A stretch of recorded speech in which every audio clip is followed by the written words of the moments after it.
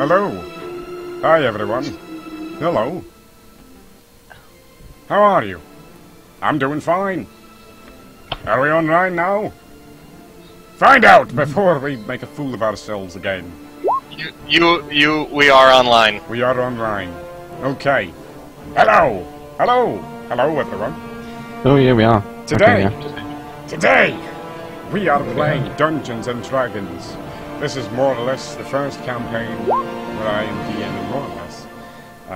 I can be known as Unraveler, Bloodaxe, Almighty DM, or anything you feel like calling me, or whatever.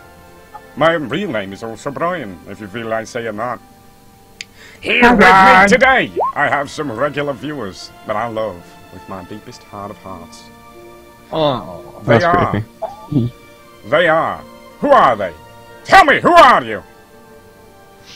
Who am I? Snoss. Who are you? I'm Batman. It's nice. You are Snoss. Yeah. And who are you? I play Shazub, Reichling Bard. Shazub the Writing Bard. Alright, by the way, everyone in the chat, can you tell me if the audio levels are good? Am I much louder than them? Are they really tiny low? Just let me know. Okay, we have Snoss. We have Kiata. Yeah. Who are you playing, Kiata? I'm not really right. Playing Zikia. He's a dark elf. Okay, Zikia, the Dunmer Warlock. Jesus Christ, you people can get some enthusiasm! We got Warlock! below Snoss and through that. Below Snoss and through that. We have Jakal playing. Salutations and felicitations. I'm Jakal, and I'm playing Azuk, the outcast barbarian. See, that's what I like. And he's an orc. And directly below me, all the way, we have Ark. And who are you playing? Greetings, chat. I, Arcanor, am playing Anden, the wizard. The wizard. Okay. Lovely And time. finally, all the way to the bottom right, Nerevar. What's up? Playing Dra'nam, the Khajiit monk. Good. Okay. Good! Now, chat, is all the audio levels excellent? Does anything need to be lowered or raised? Because I need to know that before we begin, or else shit can go real terrible real quick. And then the wizard looks like Bob the Builder with Down syndrome. Yeah, I suppose he kind of does, doesn't he? Yeah. Yes, man. Yeah. I just realised that is a pretty good joke. God. Well, you know, he's just No. unfortunately You can't do that to me, man. he and Ark and Azuk, well, I guess Anden and Azuk don't have any webcams with him. So Alas. you'll have to just stare at the terrible pictures that no one likes. Whoa! I My apologize. picture is awesome. No one don't pick a My shit! picture is majestic as shit. I am literally standing in front of a waterfall. Your picture is absolute garbage. No. The disrespect. Fucking chat, man. Son. Okay. Oh. So Chat. much drama. Chat. Chat. Chat! Tell me, is the audio fine? Can you hear them all right? People talk. You guys, talk. This is... Now, here's a little story I like to tell about three bad brothers you know so well. Started way back in history with You've lost Rock and me. CA and me, You've lost Mike me. D. Okay. I mean, Okay, I was like, that's good. Yeah, talk to us. Chat good. Chat good. Chat good. Chat Well, good. that's not what I was looking for. It's good. Can you hear everyone all right, John? That's what I'm looking for. Anyway, okay. Now today we are going to be playing Dungeons and Dragons. Many of these people have pretty much never played before. You know, Snas never played. Well, Bloodaxe is here, makes him look like the bad guy from Fifth Element. Yeah, everyone sounds good. Okay. Alright. We have, I'm going to call everyone, I'm going to start calling everyone by their character names, I hope you don't mind. So we got Shazub. No, that's going to be where best. It'll help us get in character. Shazub. Zikia. Azuk. Anden and Dra'nam. Okay. You know, Right there, man. Shazub has Going not into the played. Zikia has not played. Never. And Dra'nam has not played. And Azuk has only played 3.5, 3E, something like that. This is 50. Yes, sir. So it's sort of different. There's a lot of different mechanics and stuff. So he's pretty much never played, essentially. But he has the role-playing experience or so. And finally, Anden has not played since way long ago, I guess. Is that right? Pretty much, yeah. Okay. That's no problem! And that's no problem because I have a decent enough knowledge of 5e, though I have hardly ever DM'd, so this could go terrible, you know? This could go real horrid. Now, I suppose I'm real sorry if you haven't been on Twitch lately, you've been busy. No problem. Wow, No it's problem. been 54 years. It's been 54 years. Okay, now I suppose we can start off with the simple fact that for those of you who don't already know, this D&D campaign will be taking place in the world of Elder Scrolls. You know, the universe of the Elder Scrolls, probably shortly after the end of the Oblivion game. Well, not shortly, maybe a couple so years, maybe decade, who knows. A time after Oblivion, but before Skyrim. That's all you need to know. Mostly going to be taking place in the Shivering Isles of Sheogorath, of course. Barksvan, you like the layout of the stream? It's real nice. Good work. Thanks! I appreciate. I really do. Okay.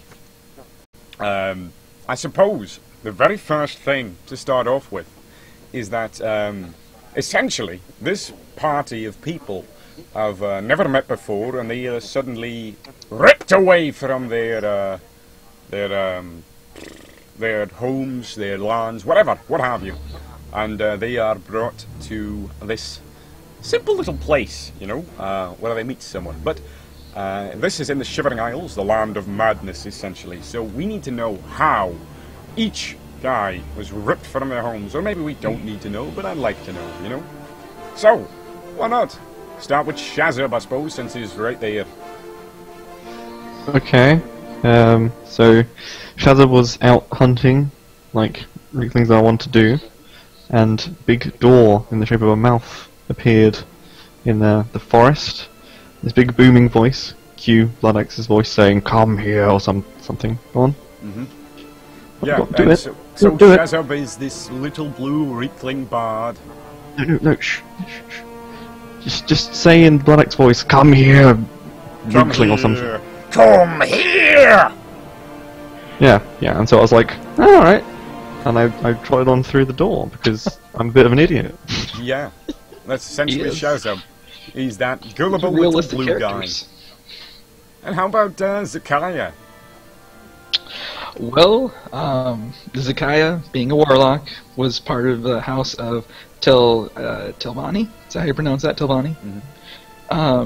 And he was on business in Morrowind, and they sent him to Sol. I might have trouble pronouncing these names. Solstheim. Solstheim, yep, on business. Wow. And he was taking a boat to get there, and on the way there, a storm came out of nowhere, swept him off the boat, and he awoke in an island. And at the middle of the island was a gate. And since that was the only way to go, he just went on through the gate. Okay, and that's how he got to the Shivering Isles. And how about Azuk, the Barbarian? Azuk, recently cast out from his stronghold, was left to wander through the forests and mountains of Skyrim when, across a clearing, he stumbled plain wooden door standing in a clearing. Decided to check it out, opened the door, stepped through, and he found himself elsewhere. Not in elsewhere, though. Not in the literal elsewhere, but in a place that he was not previously in. Yes. No, that's wise. Yes, right. And how about Anden, our wizard? Well, I was doing night shift at the library in the Majors College, and I had to clean up an entire wing by myself, shifting books, stacking them on shelves, you know, boring job. I accidentally knocked over a pile of books, and there was a strange kind of door behind it. I was like, that's probably just a storage cupboard. Went back to what I was doing. I heard an unlocking sound behind me, and the next thing I know, or something grabs me and drags me through, and then I'm darkness. Lovely. Yes. It seems everyone just walks through doors. I'm surprised you fucking idiots just fucking see these doors and just go through them. Well, Anden. I had nowhere else to go. Yeah, yeah. And Finally, our Khajiit monk. How about Dra'nam? Well, Dra'nam came back home from the temple, and he noticed on his bed there was this strange ball of moon sugar that he didn't bring. So he decided to take some, and when he took the moon sugar, he got into sugar fits, and when he woke up from the fits, he was in this strange place. Okay, sounds good. So, for those who don't know or haven't found out, we have Shazub. He's a Reekling, and Reeklings, of course, are these little blue guys native to Skyrim. Zikia, Zikia rather, is a Dunmer Dark Elf. Azuk is an Orc. Anden is a Breton, and Dra'nam is our Khajiit. Right, so that's everyone, and it seems like Boxvan already likes Zikia. Both Khajiit and I just thought, actually, we're all Northerners apart from Wise. I mean, apart from Dra'nam. Yeah, well, yeah, I suppose that's true, right? Yeah. Yeah. Okay. Is the Imperial City in the north? I thought it was in like the middle of the Yeah, continent. isn't it sort of like... Cyrodiil? Yeah, Cyrodiil's in the middle. Yeah, it's in the middle. I'd be a Midlander then, wouldn't I? I guess. You're a Breton, so you come from the from north. High Rock. Well, and I guess the Imperial City is actually northern Cyrodiil, isn't it? Okay. Yeah. So let me just change my theme because I got a bunch of different themes and I hope they're all right. Ooh. Let's see. Okay. Just put them as background music so it's not empty. Okay, and I also have some notes. Essentially, whenever you're ready, you guys are ready. You seem that was fine. Okay. Yeah. Shall I I'm begin good. then? Let's go. Shall Let's I go do to a this. different voice for my dungeon master, like, In a world where this was a moose. or should I just continue on? It's entirely up to you, man. I like the voice. It lets us know instantly. I do like the voice, though. There's something. You're telling us something. As the group generally clusterfucks around due to their individual and sudden rip from their world, whether it be from their homes, their loved ones, or otherwise lives, a piercing voice breaks apart this commotion. Welcome, if you adored, please take a seat. The voice doesn't fit. Or the party would collectively say such. But there it is, coming from the mouth of a fancily dressed individual. His exceptionally complex attire of red and black climbed to an apex of plumage that accentuates his similarly crimson skin well. Stripes of black run down the creature's face, and finally a tuft of hair parted by two horns rest upon his head. The man sits at a very simple desk in an otherwise ornate or decorated room. No exits, of course, so how you've arrived is mostly a mystery. There's open seats and a metronome, bearing a maddening visage, rests upon the table. After you've finished admiring the fucking room, the silence is broken again. I don't have all day. Let's hurry this up. Name and profession, please. And that you? I'm Zikia. I'm a warlock. Who are you? Oh, just tell me. Just sit down, please. Take a seat. Okay. Okay, I'm Anden. I'm a practitioner of magic, a wizard. And he, basically he's looking in this ledger and just scribbling in some things. You know, there's this little ledger he has, little pen, ink. You know, and I guess you guys are taking seats perhaps. There's like 5 open seats, you know, at the end of this room. It's rather dimly lit, you know, it's sort of dark. But it's generally, you can see everything. But it is a Are the chairs around the table, or are they just like lined up at the back of the room? Oh, no. The chairs are sort of like in front of the table, like on the other side. Like, you know how he's... Like it's sort of like a desk. Oh, he's like, on one like side. an interview there. Yeah. Alright, I guess I'm gonna be a bit nervous, but he will take a seat. Mm-hmm. He's really curious what the hell's going on. Oh, absolutely. I can imagine. You know, suddenly people, you're fucking out of nowhere in this place. And now there's this weirdo kind of red guy telling you what to do. Is there corners? Are there corners? Yeah. Oh, absolutely. No, there's suddenly, surprisingly, no corners. They're gone. They're not there. Okay. No, they're I stumble towards one. I think an edge. Mm-hmm. Is there a door still in this room? No, Like, there are no exits. I turned It's around. just- Is the door still there? It's just solid walls all over the place. Are we It's on. dead? It's on. What'd you say? Are we dead? You know, you need a voice, so I know when you're talking in your voice. He's doing a voice. That is my voice. Fine. No, you are not dead. No, no, no, no, no, no, no. Okay. Where are we then?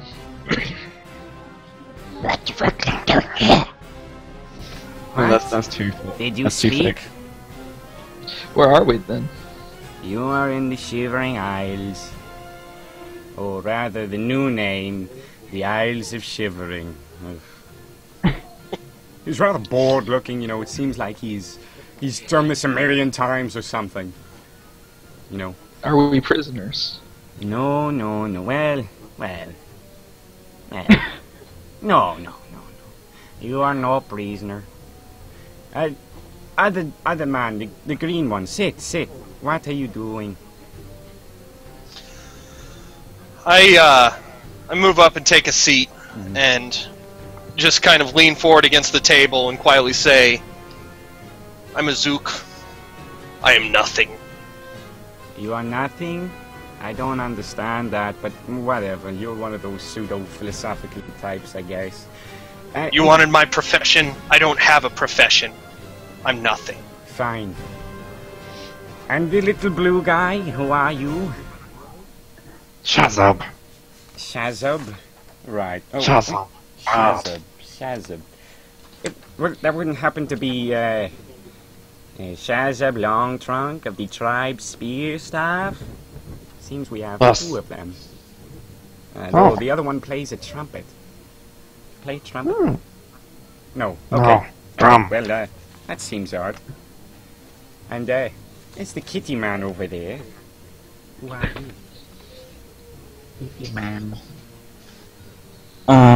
He rubs his eyes and looks confused. Yes. Where am I? You are Who? in the Isles of Shivering. No, I'm home. No. This is not your home. This is not your home one little bit. What? Nah, bah. This is my home. Does this look like your home? This one must be What is happening? What is You're happening? talking to a Khajiit. Well, hold on. They don't really Look, know. just tell me your name and I'll explain it to you. This one calls himself Dra'nam. Right, Dra'nam. Anywho, well, alright. It looks like, well, at least my ledger states that you've all come to save a one blood axe on the screen. Eternal soul, is that correct? I don't remember agreeing to that. Well, it says right here. I was Not screams. I was taken here against my will. Against your My will. boat crashed, and I landed on the island. Right. Well, listen. It doesn't matter whether or not you willingly came here, even if you know who Mr. Thunderscream is. My lord Shegorath is very clear and accurate when he brings a new soul to the realm. You understand? Could I do a history check to find out try and remember who Blood Axe is, if I've ever heard of them? Sure, absolutely. Go ahead. Which Alright, I just...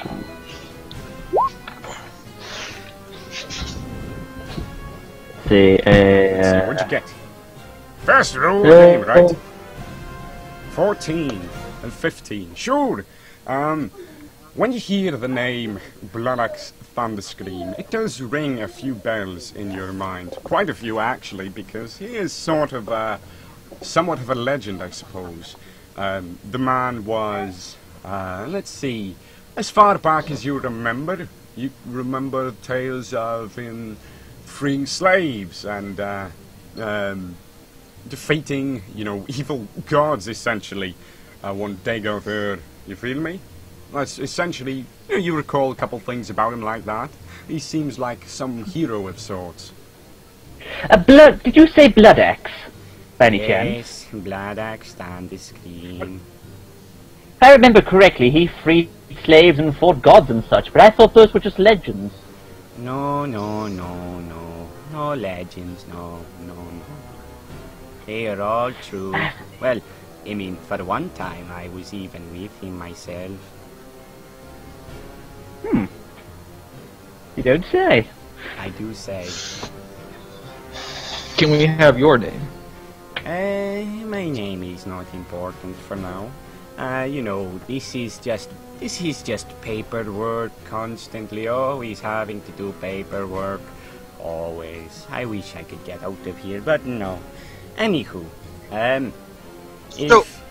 So what does Bloodaxe have to do with the Shivering or the Isles of Shivering? How does he relate to Sheogorath? Well, these are his isles.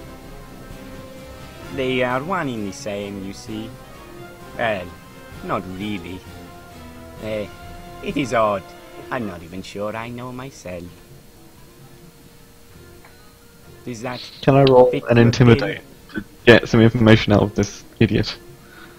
You want some information by intimidating him? Yeah. Okay, try. You little blue guy. Yeah? They see how intimidating little blue men are.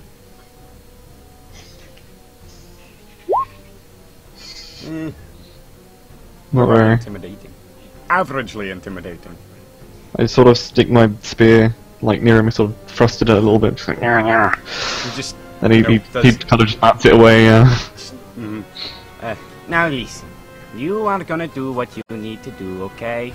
I don't have a choice in whether or not you're here, whatever, okay.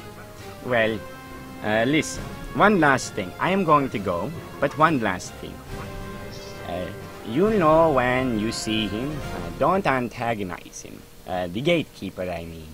Oh, and enjoy your stay in the Isles. And with a small puff of purple smoke, the man vanishes. What does the smoke smell like? It smells like cinnamon. Ooh, nice. Yeah. And now you five are in this, this sort of dim, rather, room, and, this just dim, ornately carved room. There's that metronome on the table. And you're all just sitting in your seats, left there, in the middle of nowhere. Okay? Okay, gentlemen, any ideas? I stand up and just start to pace around the room agitatedly. I would like to talk to Azuk in Goblin, please. Go ahead. Like, yo, what's up, man? Although everyone else here's like, Yeah. What's up, man? What you doing with these home slaps? Is there something you wanted? That's not Goblin. Come on, man. It is Goblin. Jeez, just pretend it's Goblin. Okay. Well, Is there something you wanted from me? You look strong, Goblin can, man. No need to talk to these motherfuckers. Or something. that's what Goblin sounds like? That's what Goblin sounds like. Two Goblin speakers. Ah. Alright, well, Is I the just... book still there? That when he vanished, Oh is the no, he book took the still ledger there? with him.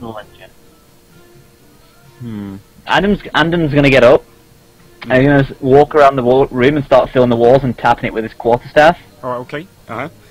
You know, as you tap the wall that was sort of adjacent, I know, sort of like behind where the man was sitting, the entirety of it just begins to crumble down. Like all the walls begin to crumble down, and it just leaves like turning to dust swiftly, and your eyes are all assaulted with this, you know, soothing orange glow, actually, you know, from the sun. And the five of you, well, a couple of you are still sitting down at the table, metronome will tick, and this dirt path extends. What the fuck? Hold on. My Google Hangouts just dropped. Oh dear. That's Hello. not good. Welcome back. Hi. I don't know what happened there. My Google Hangouts dropped. Oh yeah. Muted. No, the stream didn't go. My Google, Just my disconnect Google into. Hangouts There we go. dropped. Okay. Alright, well, that's odd, but don't worry too much about it. I guess that's just happens whenever it feels like. Yeah. Okay. So what did you hear last? The walls were crumbling. Right. Pleasant orange glow. Yeah, so the walls all just crumble down, and this just soft orange glow from, I guess, whatever sun there is. And some of you are still sitting at the table, and a couple of you are just standing up, just, what the fuck? And, you know, the dirt path extends. You're sort of on top of this hill, a sort of hilltop, you know, it's descending the hilltop. And it's lightly obscured by flora, more odd than that of the province Morrowind. Dokie. Anden looks down at his quarterstaff and goes, huh, guess I didn't know my own strength. Yeah, I can imagine. Alright, well, there you go. You know, I'm sure the party could possibly have some interaction with each other. You know, after all, just suddenly all this stuff just happening, you know? I refuse to talk to a Khajiit. You refuse to talk to a Khajiit? I do. I look pretty terrified and refuse to talk to pretty much anyone, Really? unless prompted. Oh, great. You know, that's how I love campaigns, when one refuses to talk to each other. Yeah. I will talk to the fellow mage. How did you pronounce your name, Adine? Anden. Anden. Anden, let's go off on our own adventure away from these. I mean, we're better off by ourselves. Well, we are in a strange and unfamiliar land. I would suggest staying together until we have at least some semblance of safety for ourselves, of course. I think it's great that you two think that you would do better on your own, but I think it would be best if we stay together. I don't mean separating, of course. I mean, it's best if we all stay together. If we wander off, we don't know what's going to happen. Besides, you look very strong, and I would feel not safe in your company. Okay, then let's go scout the area. What do we see around us? Well, okay, fine. There is this, just, you know, basically where they are right now is on some sort of hilltop. But your view around is mostly obscured by fungal trees and stuff. Essentially, you are at a hilltop that's sort of like, there's this, you know, large sort of wall. Sort of, it seems like it's containing a lot of the land you're in. But you're standing on this hilltop with the table and stuff, and it just has this dirt path going downward, descending. Can I do a nature check? Just to... For what? If I recognize... Just to see if I recognize any of the fauna as dangerous or anything like that. Oh, because I don't want to... Yeah. I think, let's see, what kind of check would you want to do? Is there a nature check still? There's a nature check. Oh, okay, Another yeah, nature. Go ahead, nature check, yeah. Roll that shit. You are not really sure of any of this flora, or you know, is particularly dangerous. You know, doesn't seem like it's overtly poisonous, but of course you can never know by just looking. But Wizards. the path is essentially free of brush, but you know, on each side of this path, it's pretty thick. Wizards! You two, the skinny ones. What is it? What?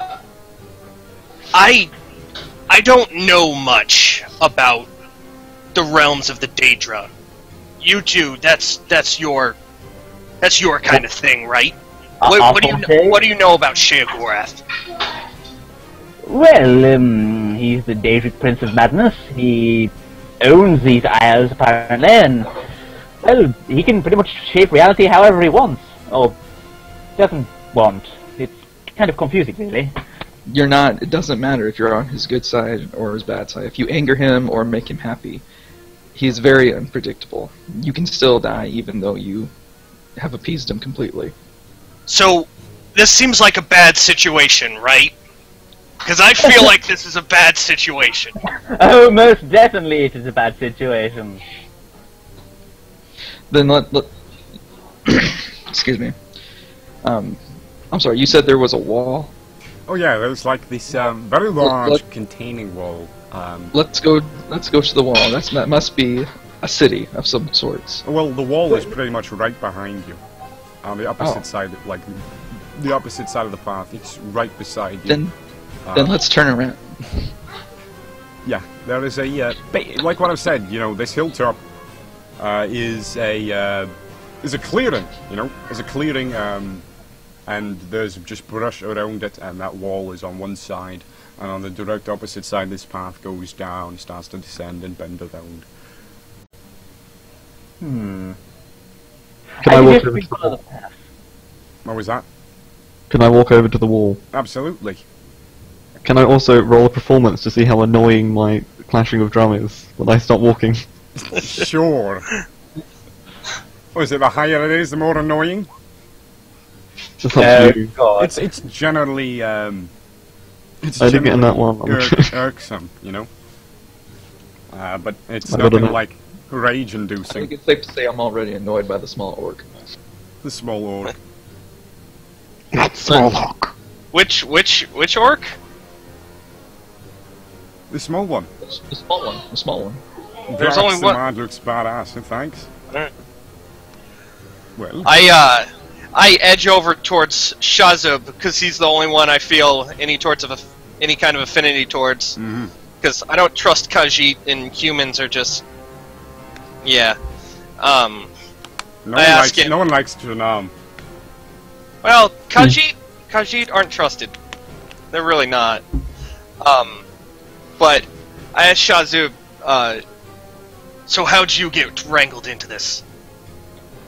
Big voice, tell me. Tell me the open door. Opened door. Do I you like do whatever voices tell you to do? Their voices sound commanding. Not want to be killed. So if I say anything in a commanding voice, you'll do it? I don't reply to it, but you get the sense that I probably would. I keep that information for future reference. Definitely. I actually feel pity for the small creature. You feel pity. Okay, It well, seems Shazub, to you're make over at that wall, I give you right? the evil. You're of that wall, Speaking right, of which, Shazub? what is that Khajiit doing over there? How did you come over here? How did you come to be here? This one was just enjoying moon sugar. Weird though, it was green in color. When mine starts talking, I'll be like, "How is cat talking?" I've never seen a Khajiit before.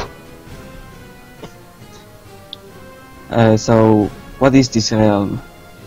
Are we in the realm of Just ignore the Skooma cat? You just ignore Shazub. I get the feeling that's going to happen a lot. Yeah, it's gonna, isn't it? Yeah. What was that you said there, Dra'nam, though? So loud. You said something about a skooma cat? Yes. This seems to be the realm of the Skooma cat. Shiogoras. Are all your gods cats? The gods I attend to, yes. They are Khajiit in nature. How offended did you get by being called a cat? Oh, well, Shazub walks over to that wall, you know, trods along, his drum all... I mean, you know. Yeah, you know, he's hopping around and stuff as he goes to the wall. He's actually... He doesn't seem as distressed as the rest of you, surprisingly. You know the channeler from Dark Souls, Yes. the big trident? That's basically how I move around all the Okay. time with that little dance. Perfectly. So you reach this wall. It's just a, you know, generic stone brick wall, but it seems to go on and on and on and on and on as you look up. It's like a huge wall. You feel me? Okay. Well, I don't believe we're going to get over that wall anytime soon, so I suggest we carry on down the path. If that's alright with all of you, of course. Hi there, low-key. Who are these Agreed. nerds? Let's go down the path. Okie dokie. So, sure, you know, you start, I guess, moving together down the path. What's your marching order, just for my own, like, imagination? Yeah, I actually, once we start moving, I move up to take the lead. Just, everyone Um, just tell me generally where you guys are at. I would scuttle behind. Dra'nam goes way back behind because he doesn't trust these people. Okay. I'll take the middle of the party. Yeah, I was gonna say I'm gonna be between the Khajiit and down to keep an eye on the Khajiit. Khajiit, not Khajiit. Strangely enough, I feel a lot safer with Jakal around because he's really big and muscular, so it's like, Azuk. hide behind the big muscle guy. Azuk around, not Jakal. Azuk. Oh, sorry, Azuk.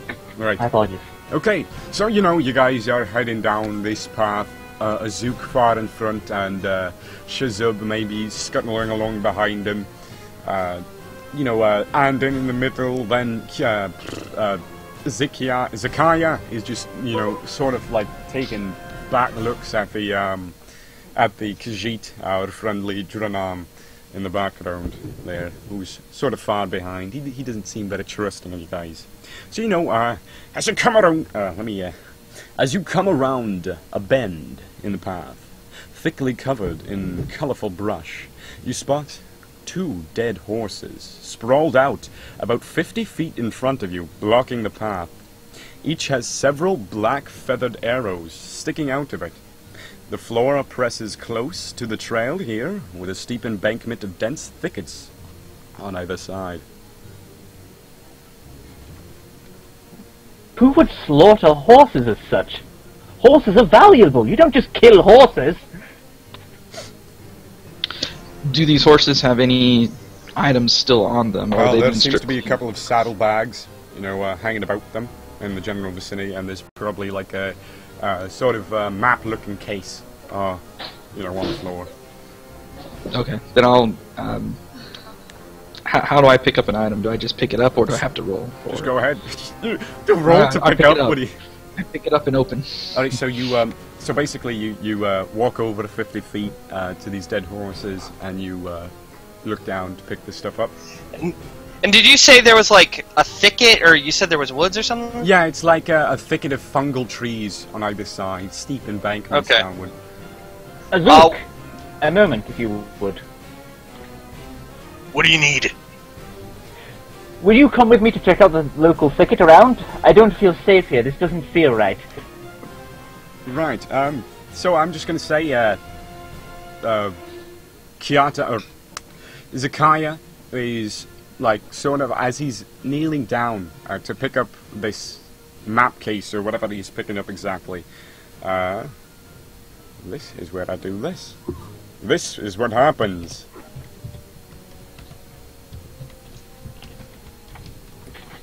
An arrow whizzes past Zikia's eyes. Just whizzes past him. And, there you go. That's what's going on. So you see that arrow just whiz past you. And now I would like everyone to roll initiative. Oh, how do we do that? So you, there's an initiative command in your character sheet. Should be easy. Is it on the board? What did you say? Oh, there it is. Found it. There it is. Where? It says I need a token. Yeah, I need a Okay, token. fine. Then just roll 1d20 plus your dexterity modifier, if you will. Alright. 1d20. Go away to another thing. I don't need you.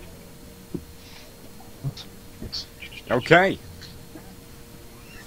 You call as a 2. So what exactly do I do? So if you just type in bracket 1d20 plus your dexterity modifier, which is you should be able to find easy, and then bracket, you'll get your number, and that's your initiative. And essentially it goes in order of highest to lowest. So the modifiers are The smaller numbers. So, yep, on your small character numbers, sheet. Yeah. Yeah. I think I So can my do dex- GM rolls. I rolled a 21. I'm pretty proud of that. Yeah, for sure. Impressive. So what do I I need? sprang instantly How to do I combat. type out this roll again? Bracket. Look, Troll just typed it out for you on the, just add whatever your modifier is, there. Okay, lovely. Where's the screen on the right side? What's the screen on the right hand side? You can't see well. What do you mean? You're in the chat. Oh, the chat. Can you not see it well? Should make macros for that. Yeah, for sure, we need to. Yeah. Okay, so, that means that, Nedavar is going first. Let me just type this out. I should probably have set this up easier. That was an accident. Who's Nerva? Yeah, you know, whatever. Okay, so he's first, and then is Anden. Well, I've still not rolled. Oh yeah, Dice. sure. Just roll your 1d20. 1d20 plus your Dexterity modifier.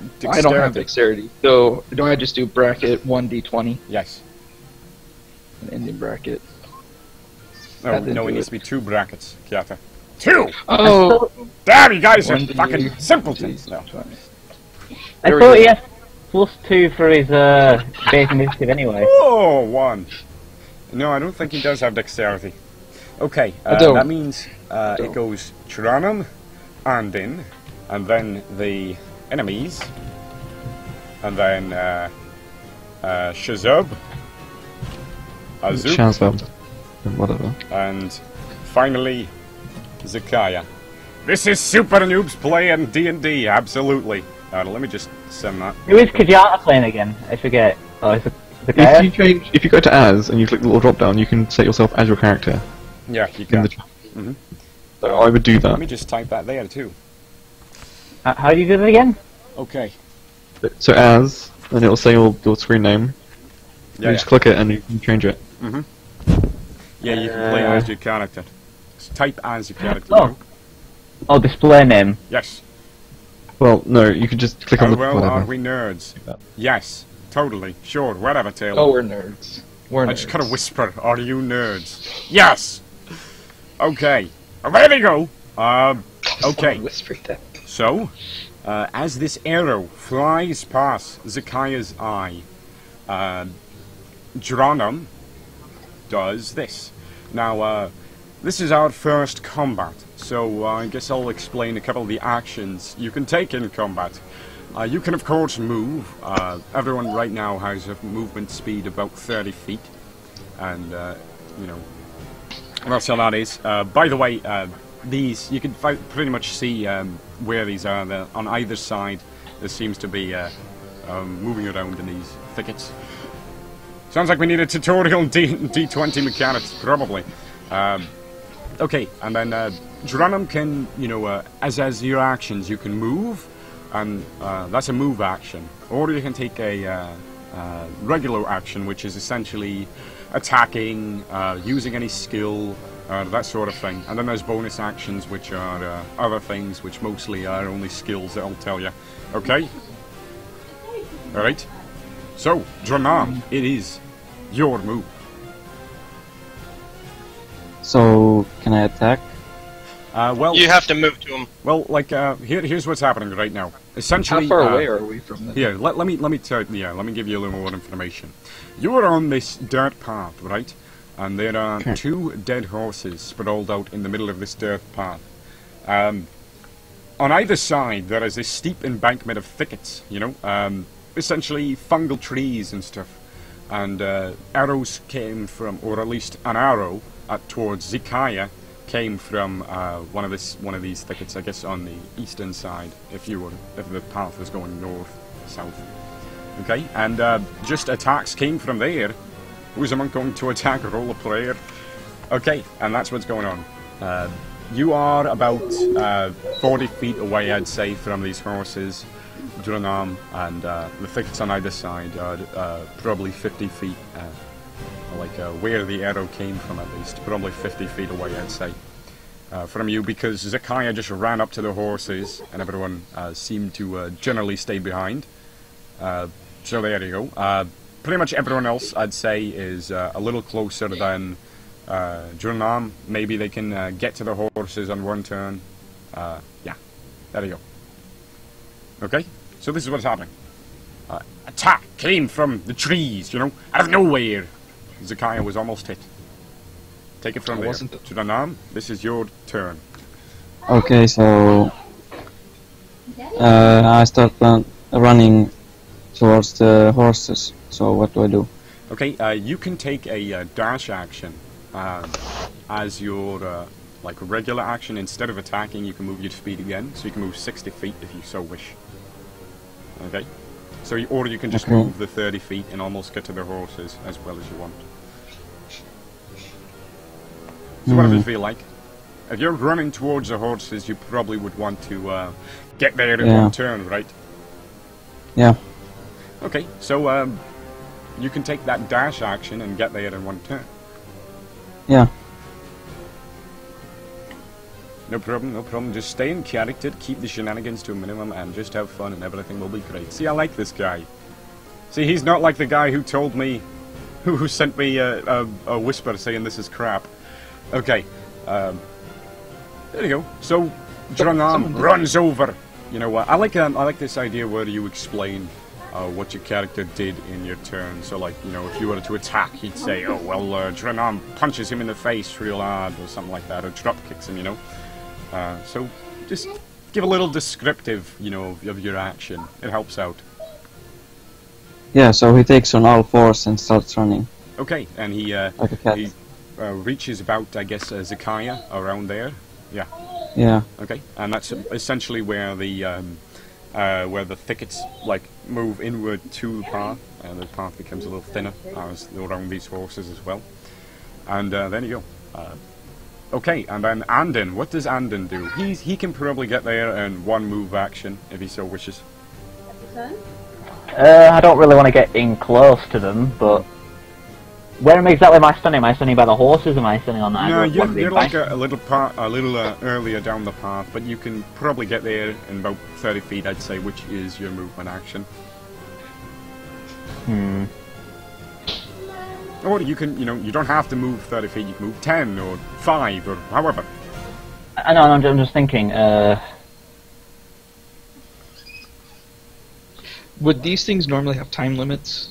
What? Since it's supposed to be live, live, do we have time limits to decide stuff like this? No, I mean, I'm not gonna really hold you to a time unless you're taking forever to act. You know. I don't mind. Okay. And besides, I want to drag out my content as long as I can. I'm going to move 30 feet. I'm going to move up to the warlock, who's knelt down. Wait, hold on. Can you say that again now? I'm going to move up to where the horses are, next to where the warlock is.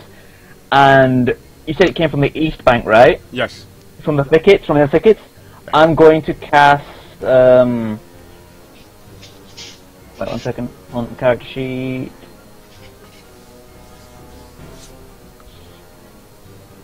I'm going to cast. Just so you know, Fog essentially, cloud all over the thicket. These guys are new to role playing and stuff. As like a blinding thing. For them.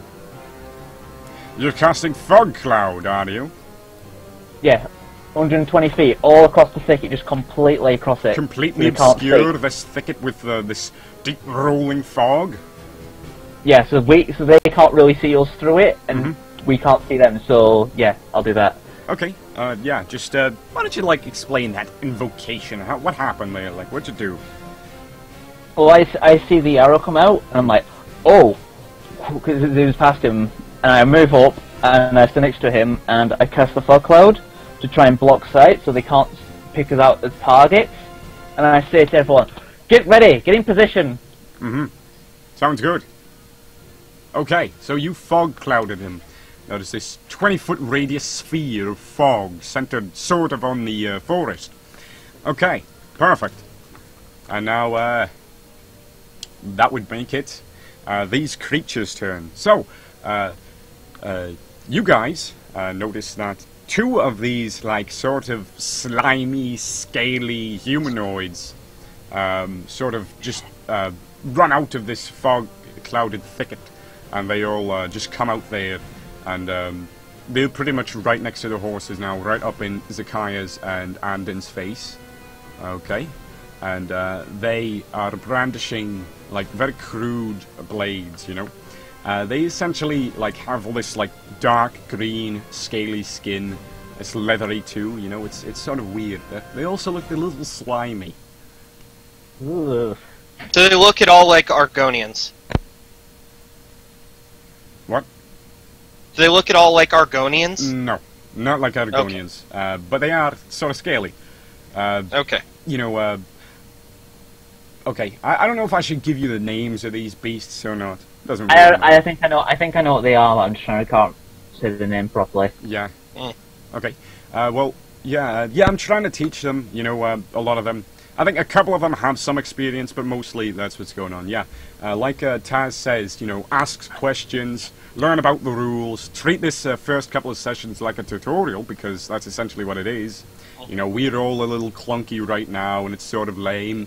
But as we move on, I suppose you guys will get more used to the mechanics, you'll get more used to the RPG aspect, and then we'll, like, go real good.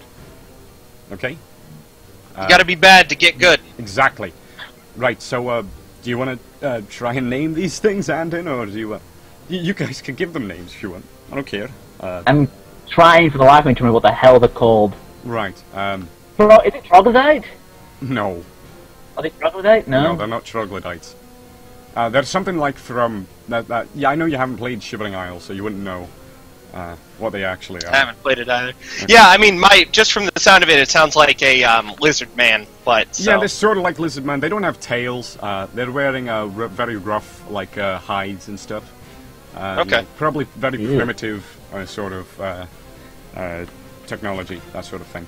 And... Alright, well, cool. One runs up to Zikia, and another runs up to Anden, and they're both brandishing their very crude blades.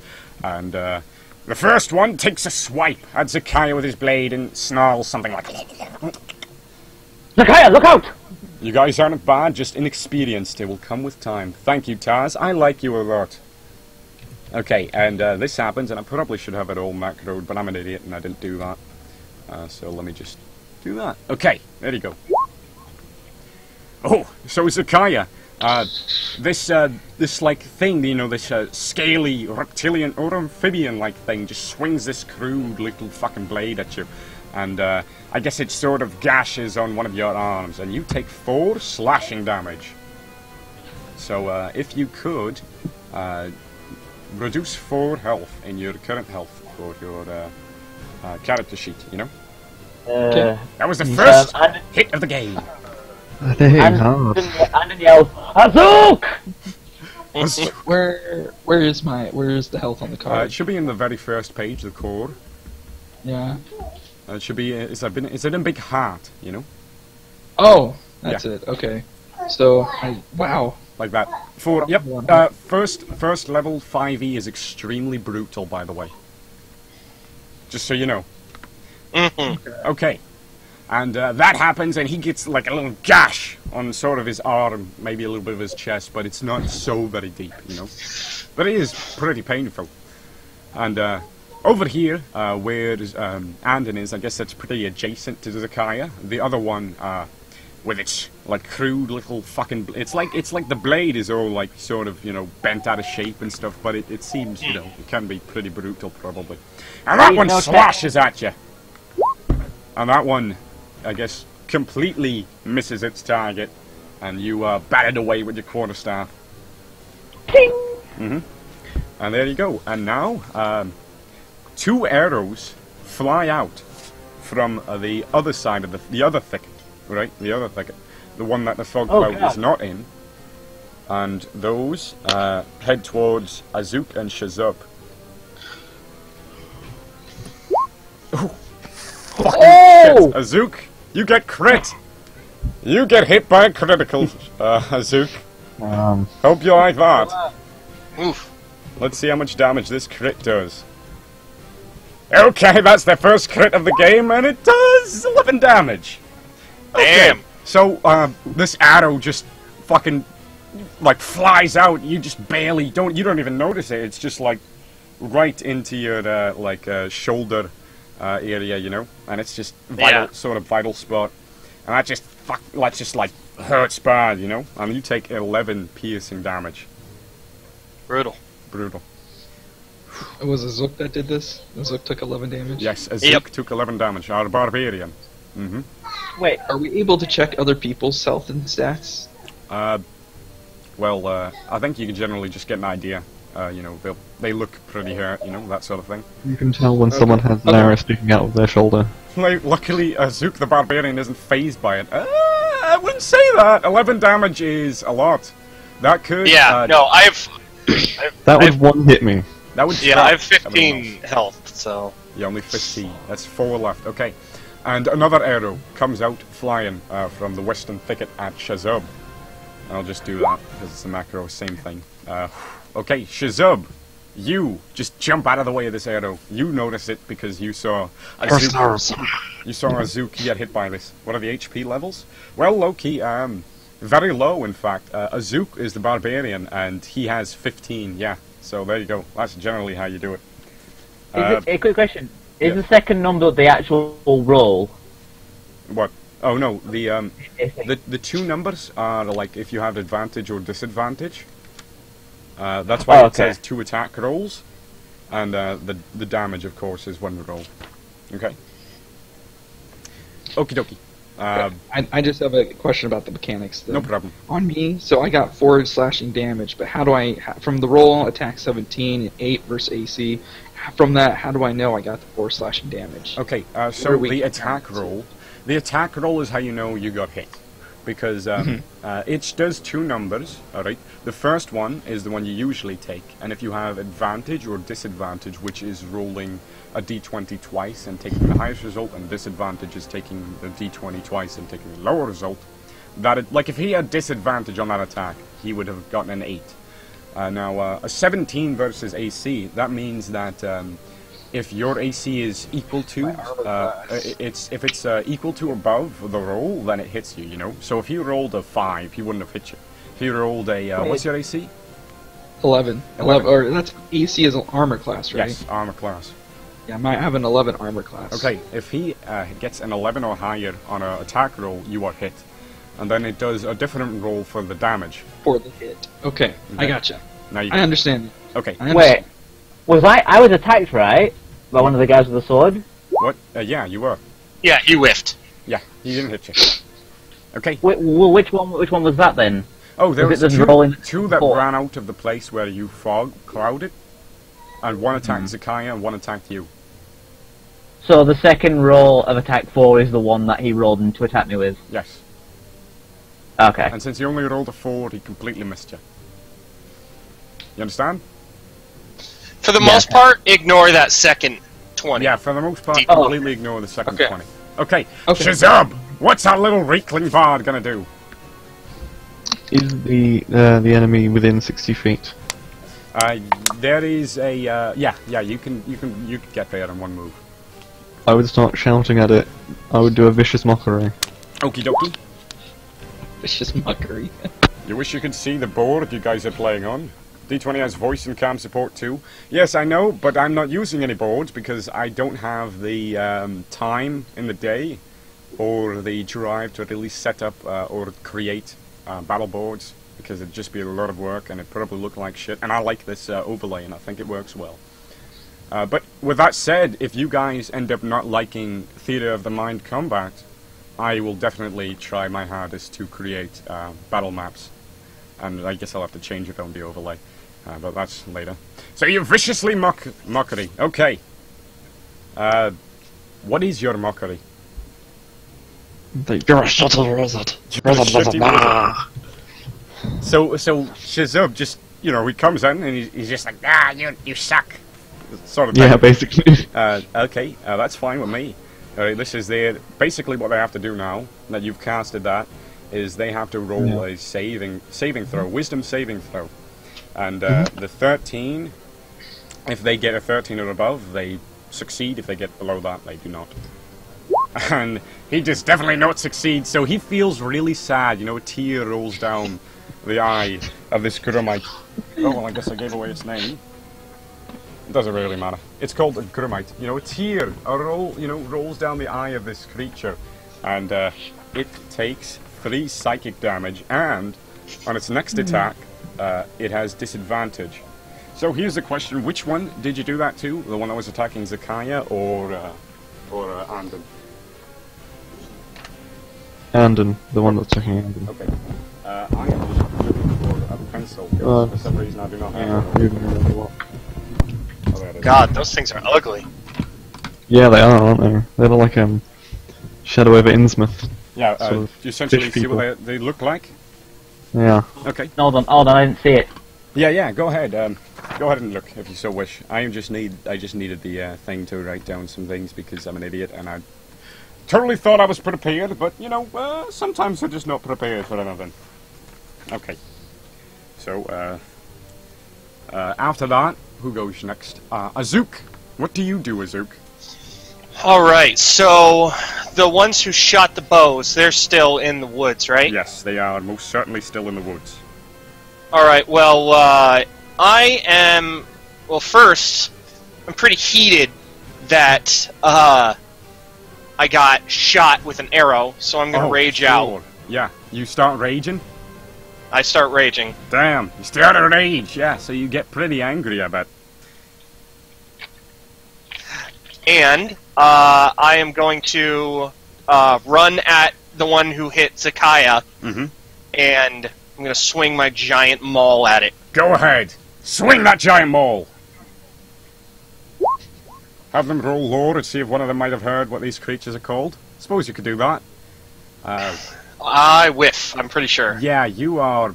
yeah, so, tell me what happens there. So, I charge for, the Grumite, and go to take a wide swing.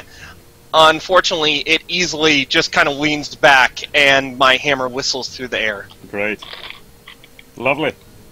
Oh god, I hope we don't have a TPK. That's a total party kill. I'll get by on my 3 damage, guys, come on. Okay, hey, 3 damage is fine! Is there a mess-up chance in this game? Absolutely! That's when you roll a critical failure, number 1. Okay. Yeah, if you roll a 1, it's bad news bears. Yep, sure is. Alright, so that would make it Zikia's turn. What does Zikia do now? After all that, you know, the arrow whizzes past him, he gets stabbed by a fucking little crude blade. What does he do?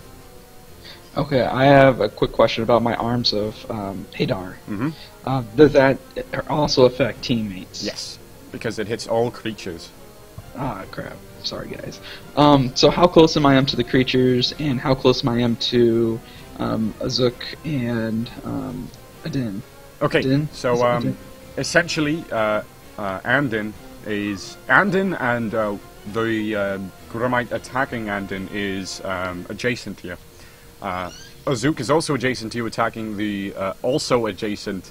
It's basically this big clusterfuck right now. There are 2 Grumites, and the 3 of you are pretty much right around them. And it's all foggy. Also Dra'nam is pretty much right next to you as well. Okay. So if you use Arms of Hadar, it'll hit all of them, or could hit all of them. And what about burning? See, if the next thing I would want to do is possibly do burning hands, but it's more of a cone, a 15-foot cone. Yes, and you will most certainly be able to get both of them in it without hitting allies. Okay. So, if I don't run away, though, I'm going to die. Right. Okay. There's this thing called Attack of Opportunity, and what it does is if you leave someone's if you leave a creature that's if you leave a creature's adjacent space or adjacent to a creature, they get an attack on you. they just get an extra attack on you. Alright, but you can take an action called disengage, which lets you run away. But then you can't do anything else. Burning Hands. Click cast on it.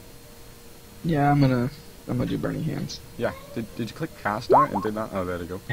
Okay, Burning Hands. Lovely. Alright, so what happens there, Zikia? Let me roll those saves first, and I'll see what happens. Let's do that deck save. Alright, they, both of them, avoid, most of the damage. They still take 2 fire damage due to, if you succeed on a save, taking half damage. Understand? Man, holy crap, those guys are fast. They ducked like lightning. Yeah, look at that one. They just fucking zipped out of the way, but they still got pretty badly hit. There is no cleric here. We have a bard. He's the closest one to healing. Okay, so So I'm not able to. I've used my action, so I can't do anything now. yes, you can try. You can move away, but you'll take an attack of opportunity, and it may or it may not hit you. You know. Then I won't. Okay, I'm too close to dying. But you did slightly sear those Kuramites. Slightly. You know, that's okay. There's nothing so bad with that. You feel me? 2 damage. Sorry, is it? The scent of burning mucus fills the air. Yes, the scent of burning mucus fills the air, and it's not too keen. It's not too nice. Don't worry, Azuk will get him next turn. Don't worry, we're good. Dra'nam, it is back to you, and now you are adjacent to these slightly seared amphibians. Okay, so I'm able to attack the one near. Where is Dra'nam standing right now? Essentially, Dra'nam is sort of right behind Zikia, and I guess you can think of it like this. Zikia is, like, right on either side of Zikia is Anden and Azuk, and right in front of them is the 2 Kuramites, so you can just take a couple of steps around and then beat on one of them, or 2 of them, because you get 2 attacks due to you being a monk. Okay, so I would like to try and attack the one near, or attacking Zikia. Okay, go right ahead, and I think I put the attack in your character sheet. If you look in weapons, it should be there. So should be probably like unarmed or something, and then you just have to take melee. Yeah. All right, that one. Okay, so that's a killing blow. So tell me what you do. Tell me what Dra'nam does to this Kuramite. He has this little piece of moon sugar in his hand. He licks it, he throws it back into his pocket, takes a backflip and kicks him in the face. Kicks the Kuramite in the face, and it falls down, and it's just like its face is impacted, you know? It's just like, dead. Now, as a Roadhouse! As a monk, you get a bonus attack after your first attack as a bonus action, so you can attack the other one as well. If okay, so wish. I can attack the other one? Yes. So I just press attack again. Alright. Let's see that. Dra'nam coming in with the second killing blow. Please. On the other one that's standing right beside you. What do you do, Dra'nam? So, he kind of like charges a huge jump, you know, gets on all fours and then jumps like a cat, you know, slashes with his claws. Beautiful. I gotta say, I mean, monks are just fucking badass, man. Look at that, you guys that are like missing. You got your big barbarian with the maul, can't hit shit. And you got your burning hands that everyone dodges around, and then this fucking Dra'nam monk, he just comes in, flip, bam, bam, bam, and everyone's dead. Okay. I love how the drug addict saved us. Yeah, the drug addict. Well, there you go. Oh yeah, so yeah, in case you don't know, this is set in the Elder Scrolls universe. Okay. That would make it. Let's see. After Dra'nam, Azuk. Oh no, Azuk. What am I talking about? It is Anden. Me? Yeah. Okay. Which the other one, the other side that the arrows came out was on the west, right? Yes, and yeah, they are on the west side. I'm going. How wide is that, like, that sort of area? Well, I mean, it just the sort of flora continues to extend well beyond, like, well down this path, you know. But you can get a general idea of where these people are. All right, I'm going to cast a minor illusion, one of my cantrips, and make the illusion of a giant stone wall coming out of the floor, covering like the entire area with the horses, like along. Yeah, yeah. Would you mind just casting that so I can read it, so I make sure it does what I think it does? Yeah. Oh God! You create a sound or an image of an object within range that lasts for the duration. The illusion also ends if you dismiss it as an action or cast a spell again. It creates sound. Yep. The sound continues unabated. Okay. It must be no larger than a 5-foot cube. Okay. Well, there you go. So you create a sort of wall that's, I guess, 5 foot. I'll say that that's fine. You know, it's 5 by 5. So you create a wall in front of these guys, right? Well, blocking us from view, like it's. Yeah. Yeah. So basically, like, it's just where the thickets begin. You just put like wall, 5 foot, 5 foot wall. Okay, I'm in line with that. I'm in fine with that. Yeah. Okay. Oh, so you do anything else? I'm going to duck down, like onto the ground. Yes. So like just between one of the horses or something. Yeah, so I'm like out of sight. Yeah. Okay. No problem. That's it, right? I then say to Azuk, Azuk, prepare yourself. This is only going to be a minor distraction. Yeah. So now these guys, they're sort of like, you know, some like nasty sounds in the trees, and then they like disperse around the wall, and they come out just pretty much up to where I guess Dra'nam is standing. You know. And Dra'nam, I mean, yeah, Dra'nam, both of them are adjacent to you now, and they're brandishing their crude blades because they sort of like saw this wall, like, oh, okay, well, fine, we'll just go myrtleize them, you know. And so, 2 of them come up to you, Dra'nam, and they both slash at you. Here is number 1 and number 2. Okay, Dra'nam, what is your AC? Armor class? My armor class is 14. 14, okay, so they both miss. Do you do anything? Do you like, boom, smack them in the face while they're trying to attack you with something? I don't know.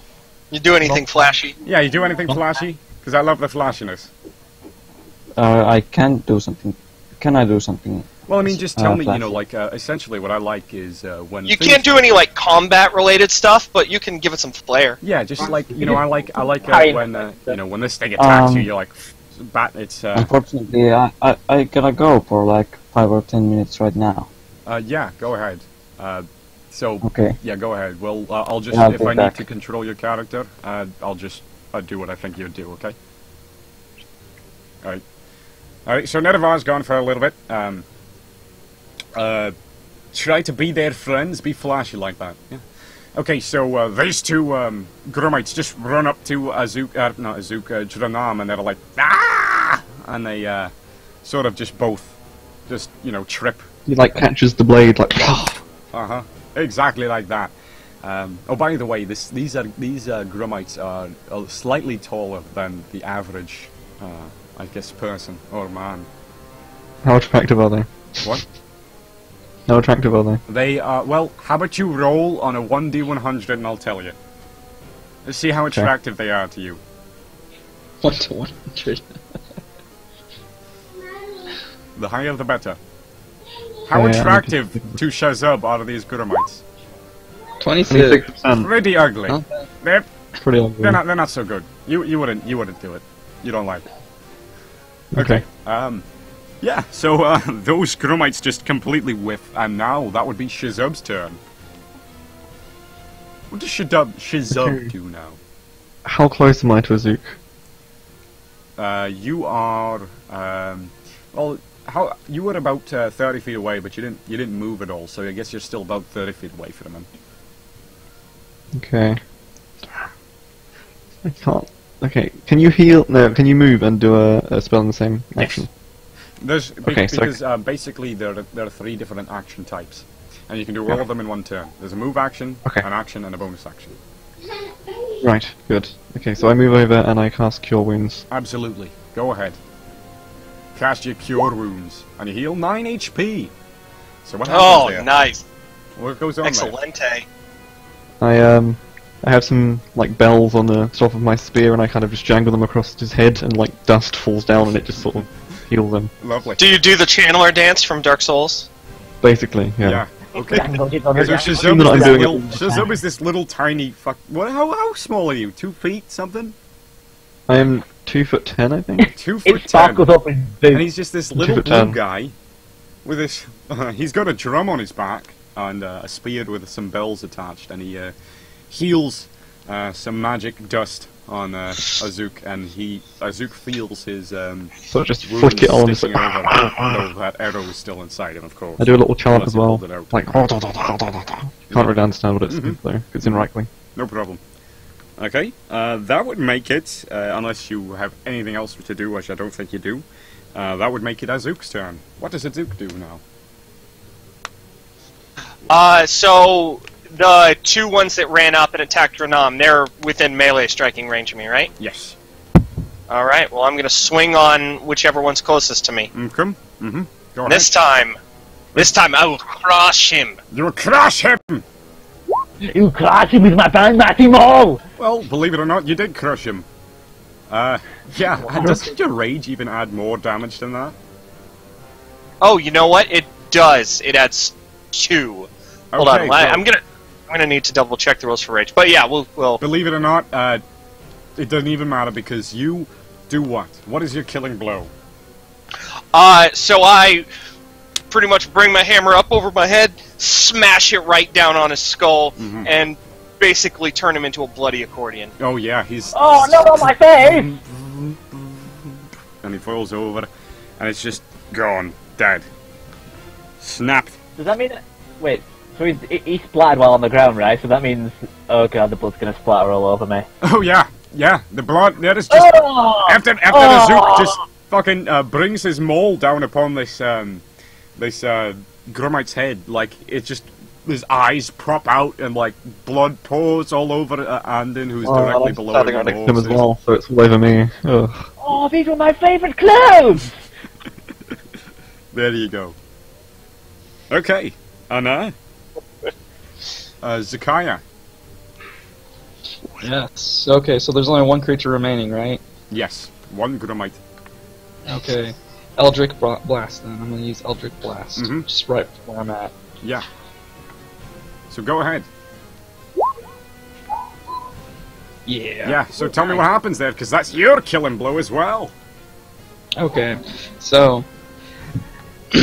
being injured, I summon all my rage and my ability to perform magic, and I just throw out one single blast toward the last creature and disintegrate him. Disintegrating completely. Lovely. What's that blast look like, by the way? Oh, force lightning. Sure, definitely. Makes sense to me. I need... I'm afraid this battle station will be quite operational when your friends arrive. So that little beast turns to dust before your might. And the 4 of you, or the 5 of you, Heal, please. or I guess 4 of you are standing. I'm lying on the ground. Standing amidst a couple of corpses. You know, there is the horses just there, and maybe even a couple of the Grumite corpses have actually fallen on top of Anden now. You know, and he's got some dust in his hair from that Grumite that just got disintegrated. And he shouldn't have done that. He shouldn't have been down there. He's just covered in shit, you know, like viscera from that one that Azuk exploded. Yeah. So that is essentially what is right now. that'll make it so you guys get all 25 experience each. 25. 25.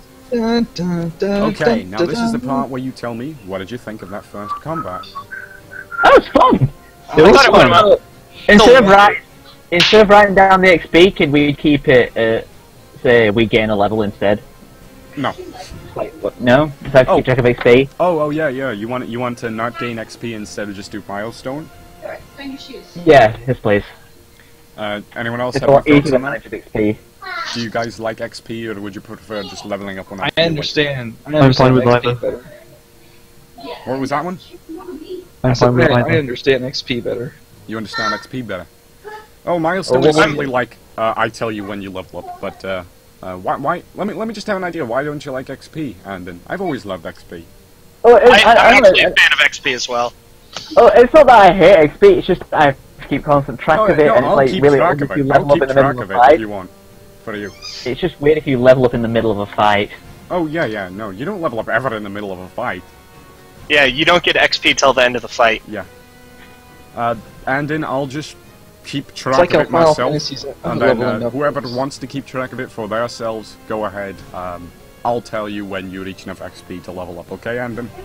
Okay, thank you very much. No problem. Okay, so real quick, with XP, with how the leveling up in XP works in this game, is there already a set amount Yes. of like you get so much XP? Okay. Like Yeah. 300 is the first level. Okay. Oh, it's now- 300? Yes. Damn. It's a lot lower now. It used to be like 2,000 or something. It used to be your level multiplied by 1,000 Yeah. It was, for each level. Yeah.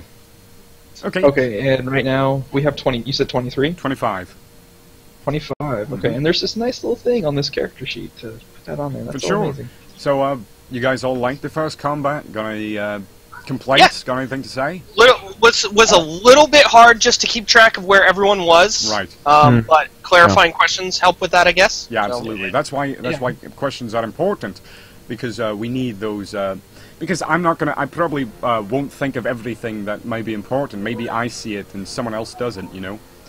Maybe I see it in my head and someone just can't really get it right. But you know, definitely ask questions. It helps, and you know, it helps everyone flesh out in their mind what's going on. You know, because as we're that's going why- on, I'm always thinking of this in my mind. You know, like seeing Azuk smash this thing into accordion shape, all cartoon-like. That's why I was asking how long like the path was and stuff, to try and visualize the forest in 3D around me. Yeah. I mean, wait, can you say that again? Basically, when I was asking you quite descriptive questions like how high the banks were and stuff, and like Yeah. you know how long were the thickets and stuff, I was trying to paint a 3D image in my head of what the forest looked like and where everyone was standing. I mean, you know, for most things, I don't have an exact like number in my head because that'll be a lot of random stuff like that. But I mean, like you know, I can give you a general idea, and then you just build that in your mind. You know. You feel me? Okay, quick cantrip. I'm going to cast a cantrip, and I'm going to clean my hair and my clothes and get all the blood and dirt off me. Can you do that? With Yeah. that, what does it do? Yeah. Clean or soil an object no longer than 1 cubic foot. You can keep casting it. Probably. You know, so you essentially just spawn a magic rag or something, and you're just wiping yourself clean, right? Something like that. Yeah, just cleaning everything, dust off me, all that grime and stuff. For sure. I request Shazub, not Shazub, the bard. Oh yeah, Shazub, you're the one that can. Can you cast the healing spell? I don't know, can I? I just cast it. You've only casted one spell. You've only used one spell slot today. Actually, let me think. Shazub casted one first level spell. Zikia casted the other one one was, first level spell, and Anden is Fog Cloud a first level spell. What is it? I cast a Cantrip. cantrip. Yeah. Fog Cloud is Cantrip. cantrip. Eldritch. No. Everyone used a first level and a cantrip. Yeah. Okay. No, don't worry. You can use cantrips as much as you want. First level, you have a certain amount of spell slots. You know. Yeah, I'm down a spell slot Yeah. from. I think you have a place on your character sheet to actually put that. Yeah, I just changed it now. Where's it now? Oh, I Okay. have two spell slots. Yes. Okay. Yeah. So just, I think you can take one off or some like in the Yep. current. Same with Bard. Okay. Hey there. So one of How are we doing on viewers? I wonder. Probably less than Dwarf Fortress, but that's all right because I think this is more for us. Are you able to heal me? Can you heal me? So Zikia, well, ask him. Ask Shazub. Don't just Yeah, ask. I am. Don't just ask Shazub, him. I ask if you heal me. If you could heal me. How hurt are you?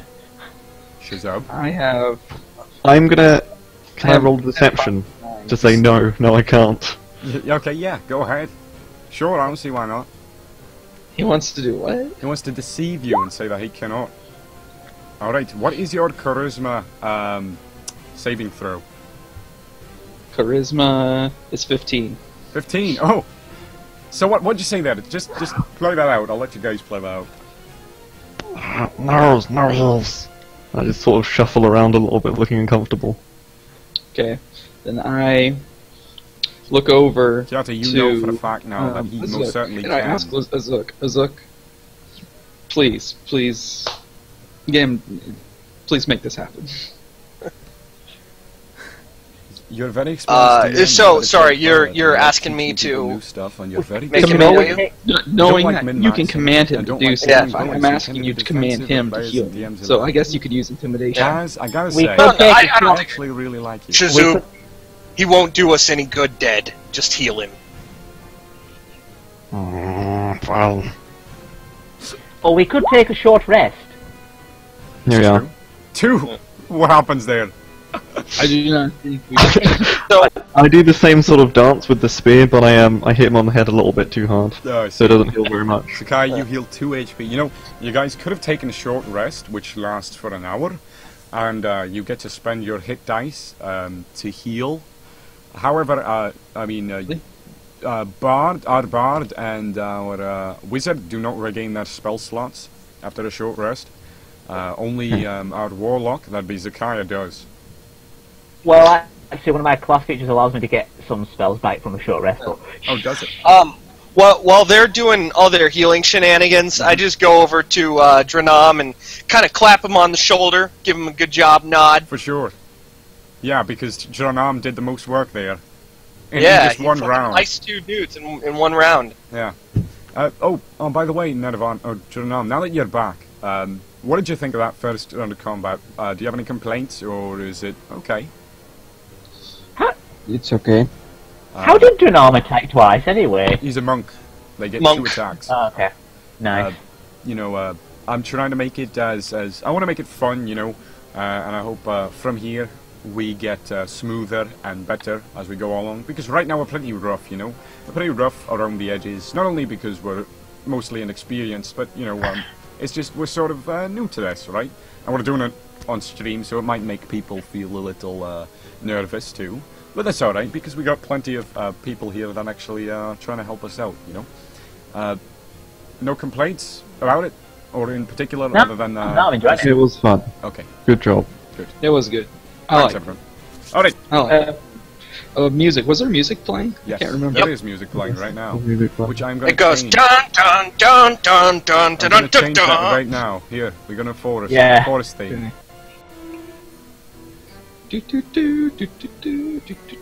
No, not that forest. Oh, darn it. Oh no, I can still hear the Dungeon Master's music playing. Yeah, You're you're playing to both. gain some of your magical energies by studying your spell book. Once per day you finish a short rest. Why you don't can we choose- take a short rest, actually? Let's take a short rest. After spending your spell slots already? You I'm wasted going his to be cure really wounds. pissed off. Do whatever you like. I will Oh. sleep angrily. So I'd like to say, now that you are pretty much all settled down and gotten used to what's going on right now, this trail from the horses has 2 very distinct trails leading off into the thickets that are like as if someone was dragged off in that direction. Wait, did we just take a short rest? No. Well, I don't know. Are you Okay. taking a short rest? I want to take a short. Let's take a short rest. Alright. I refuse to take a short rest, but I will just sit there angrily for the hour that it takes. Okay. That's That's fine. Well, that's fine. I get my spell slot back. That's fine. Alright. Once per day. Yeah, okay, so, uh-oh. And there it goes again. I don't know what that happens. Google Hangouts likes to just magically vanish. Not sure why. Let's see. Yeah, I don't know what's the problem. Google Hangouts likes to vanish. We'll be back. Is your screen like going into sleep? Are you going? Is your computer sleeping? No, it's not. It doesn't have sleep mode. Oh, okay. Okay. Alright, so you guys are taking a short rest then? Yeah. Okay, fine. That's neato with me.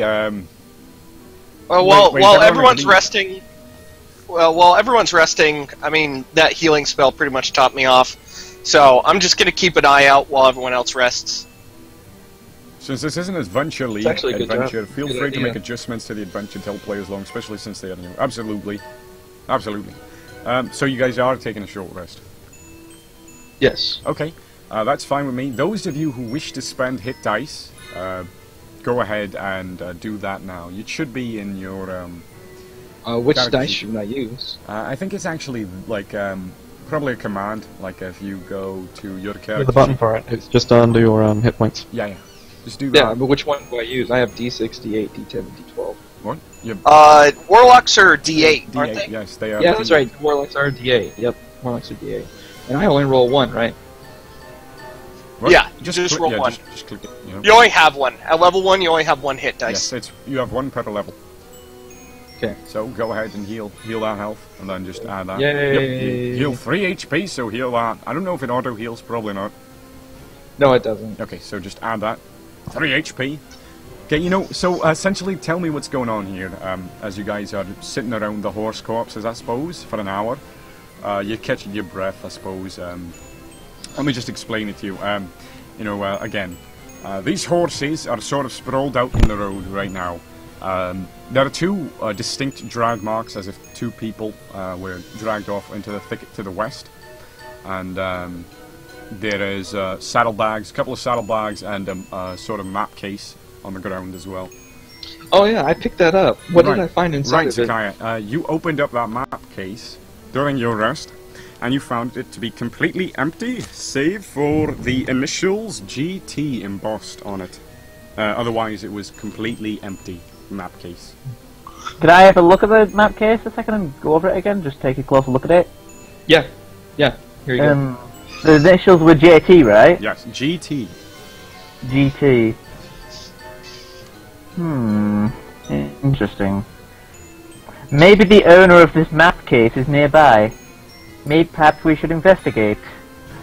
Yeah, I mean, there's this path of people being dragged through the ground. Yeah, Perhaps it's pretty. It's you could definitely tell immediately that because it seems like these horses were dropped by arrows, and then the people were just dragged out from under them. Azuk, would you kindly take the lead again, if that's not too much to ask? Before we go, though, let's check the bodies of the animals and see if they were wearing or had anything on them that could point towards.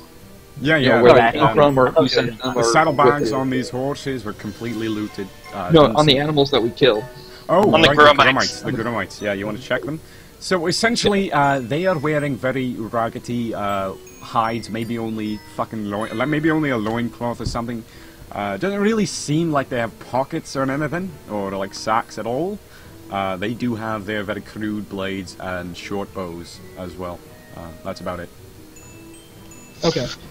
So there's nothing unique about them. No, it's nothing particular. Anyone in our party, anyone here, are you able to get closer looks at stuff and notice things? Definitely not me. I have a minus to all that sort of thing. What do you mean investigation? Yeah, investigation. That's it. Yeah, does anyone have investigation? I have a lot of investigation. Okay. I would actually suggest you to look over the bodies then. Okay, I'm going to roll investigation. Better, you would know that he was good at it though. Now, are you doing this for a particular reason, or are you just trying to investigate them for some what is the exact purpose you're going for here?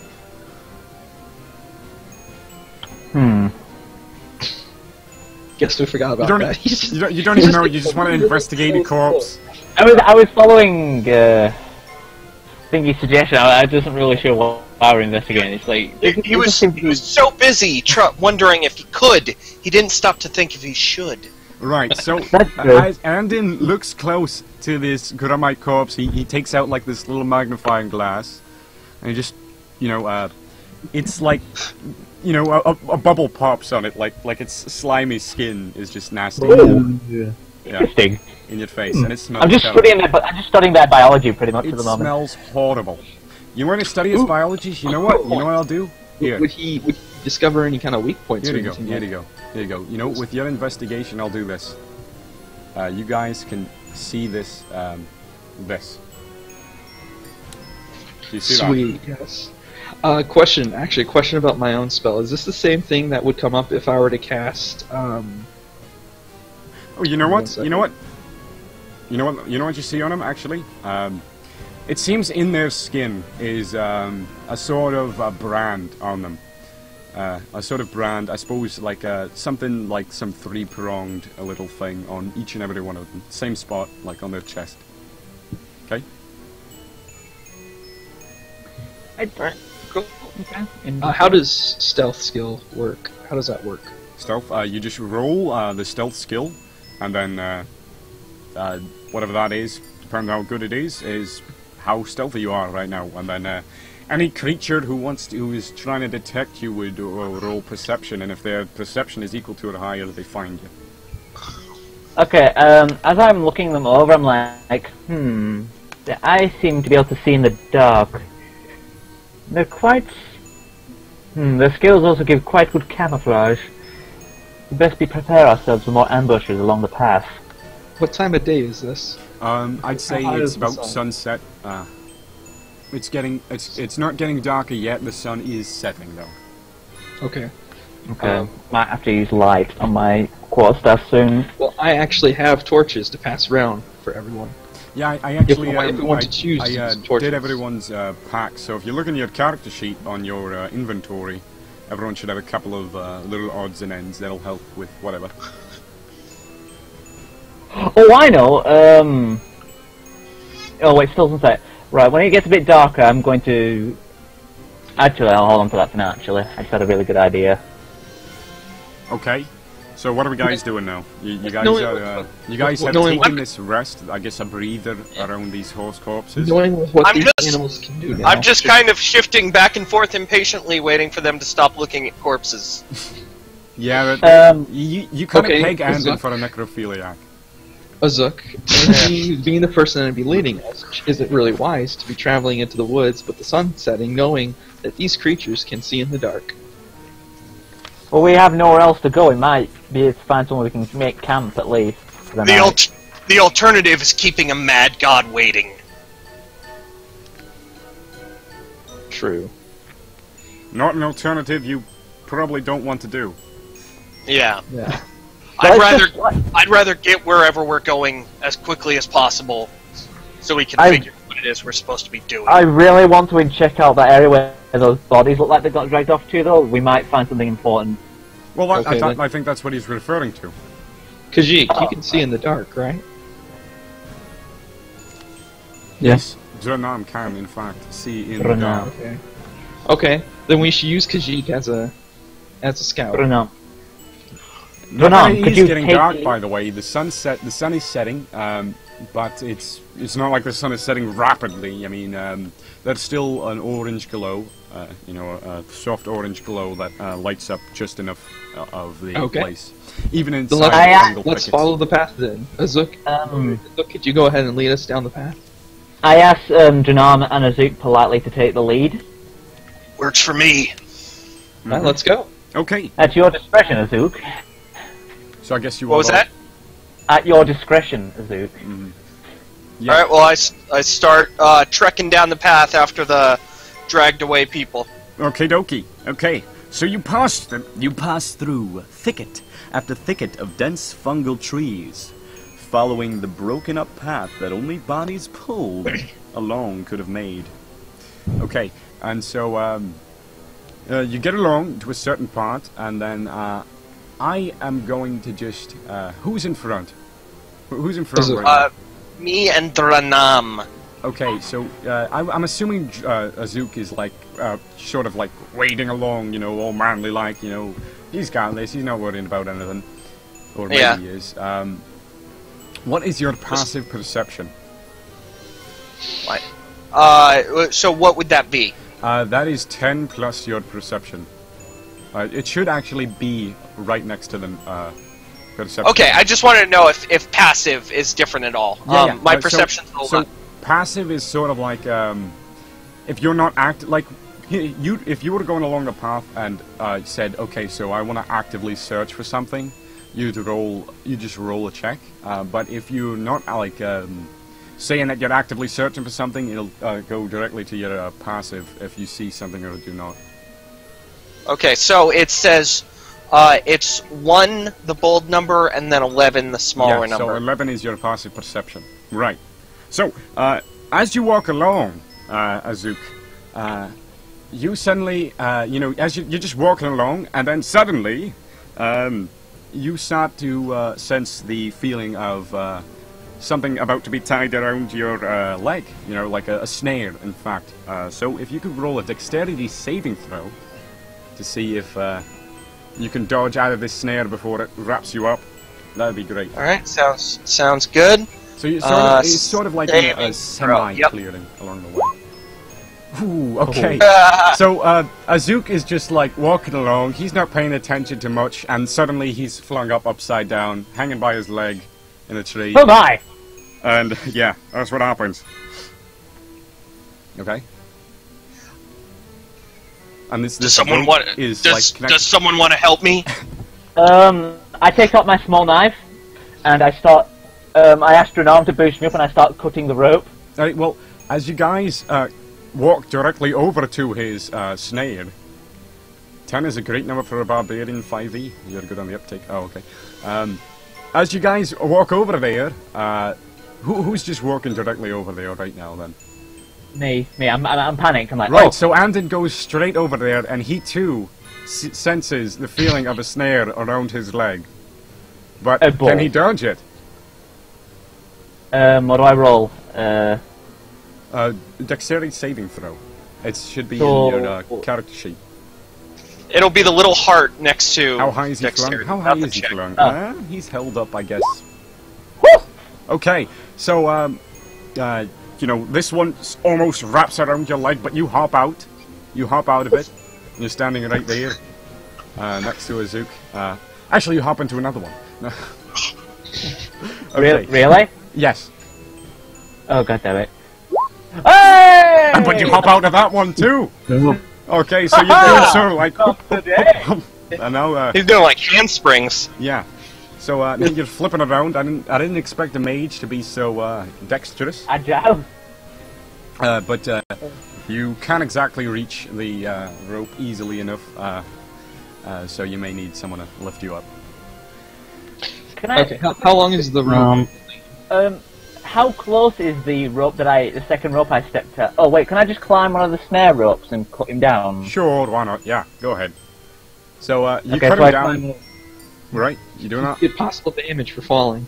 Yes, but it's not really too far up. Nah, it's okay. Okay, so Anden, you do what? What do you do exactly? Oh, I climb up the closest snare rope to him, and I get out my little my little knife. Mhm. I start chipping away at the rope, saying, "Sorry in advance," and cut through it. Yeah. Okay, so you cut through it, and he sort of falls, sort of bonks his head almost on the dirty ground. The sort of Less than elegantly. less than elegant. Yeah. It's pretty silly.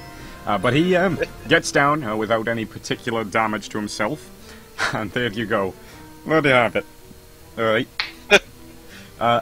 Man, I was thinking that would have been like funny if everyone got snared. Like they're all going over to help each other, and then they get plugged up. Just the chain of it. Yeah. Okay. So I guess you probably are going to continue along the path then. Yes, I'd say we should probably move more carefully to avoid traps. Oh, So would you like how to make- dark is it now? How Oh, dark is it now, man? It was like 10 minutes, so it's not even. It was like 10 minutes before you got there almost. So I'd say it's still pretty light enough for you to see. So we're still just trucking along then. You're still just trucking along. Okay, and I guess you're going to try move more carefully this time, right? Yes. We're gonna go slow. Do you guys want to move a bit more stealthily, just in case, and be a bit more careful? Fair enough. So I'd say who's ever in front should make some active perception check to see if they spot anything along the way. And if you guys want to stealth, you can all try and do that stealth roll. I will do a stealth roll. I'm gonna try stealthing. Oh god, I'm not that stealthy. Anden, he's sort of not so great at it. However, Shazub seems completely obscured in the oddly coloured mushroom trees. You still hear a faint, like, drumming though. very You just faint. don't know where it's coming from. Yeah. And I made a perception check. Woo! You made a strength saving throw, Zikia. That was an accident. Okay. That was an accident. Azuk made a perception check. Good enough. Alright, so he's strong. actively looking around as you guys are moving along, actively searching about.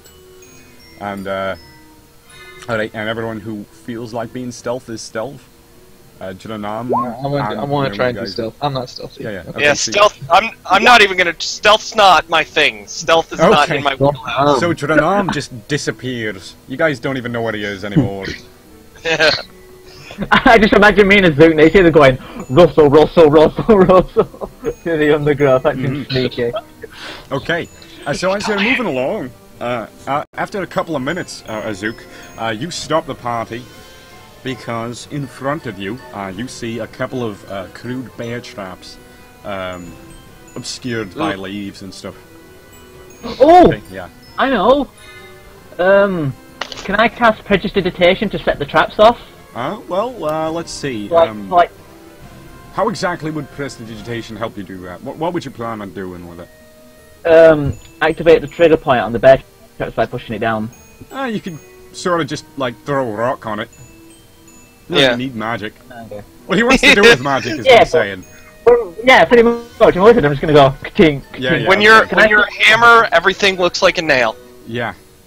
So essentially, he just, does some magic trick. I guess he forms some little tiny pebble on top of it, and it seems enough to set the trap, a couple of the traps off. There's like 3 of them on the path.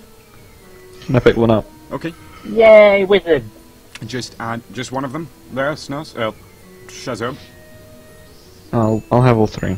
Okay. How heavy are they, actually? I don't know. I'm not really too worried about. If they're huge and I'm gonna have to like lift them in my arms, and like, No, that's you can gonna be probably fit them in. Like everyone has a little pack to go along with them. You Yeah. can probably get them in there just fine. Okay, so just add that to your inventory in the character sheet.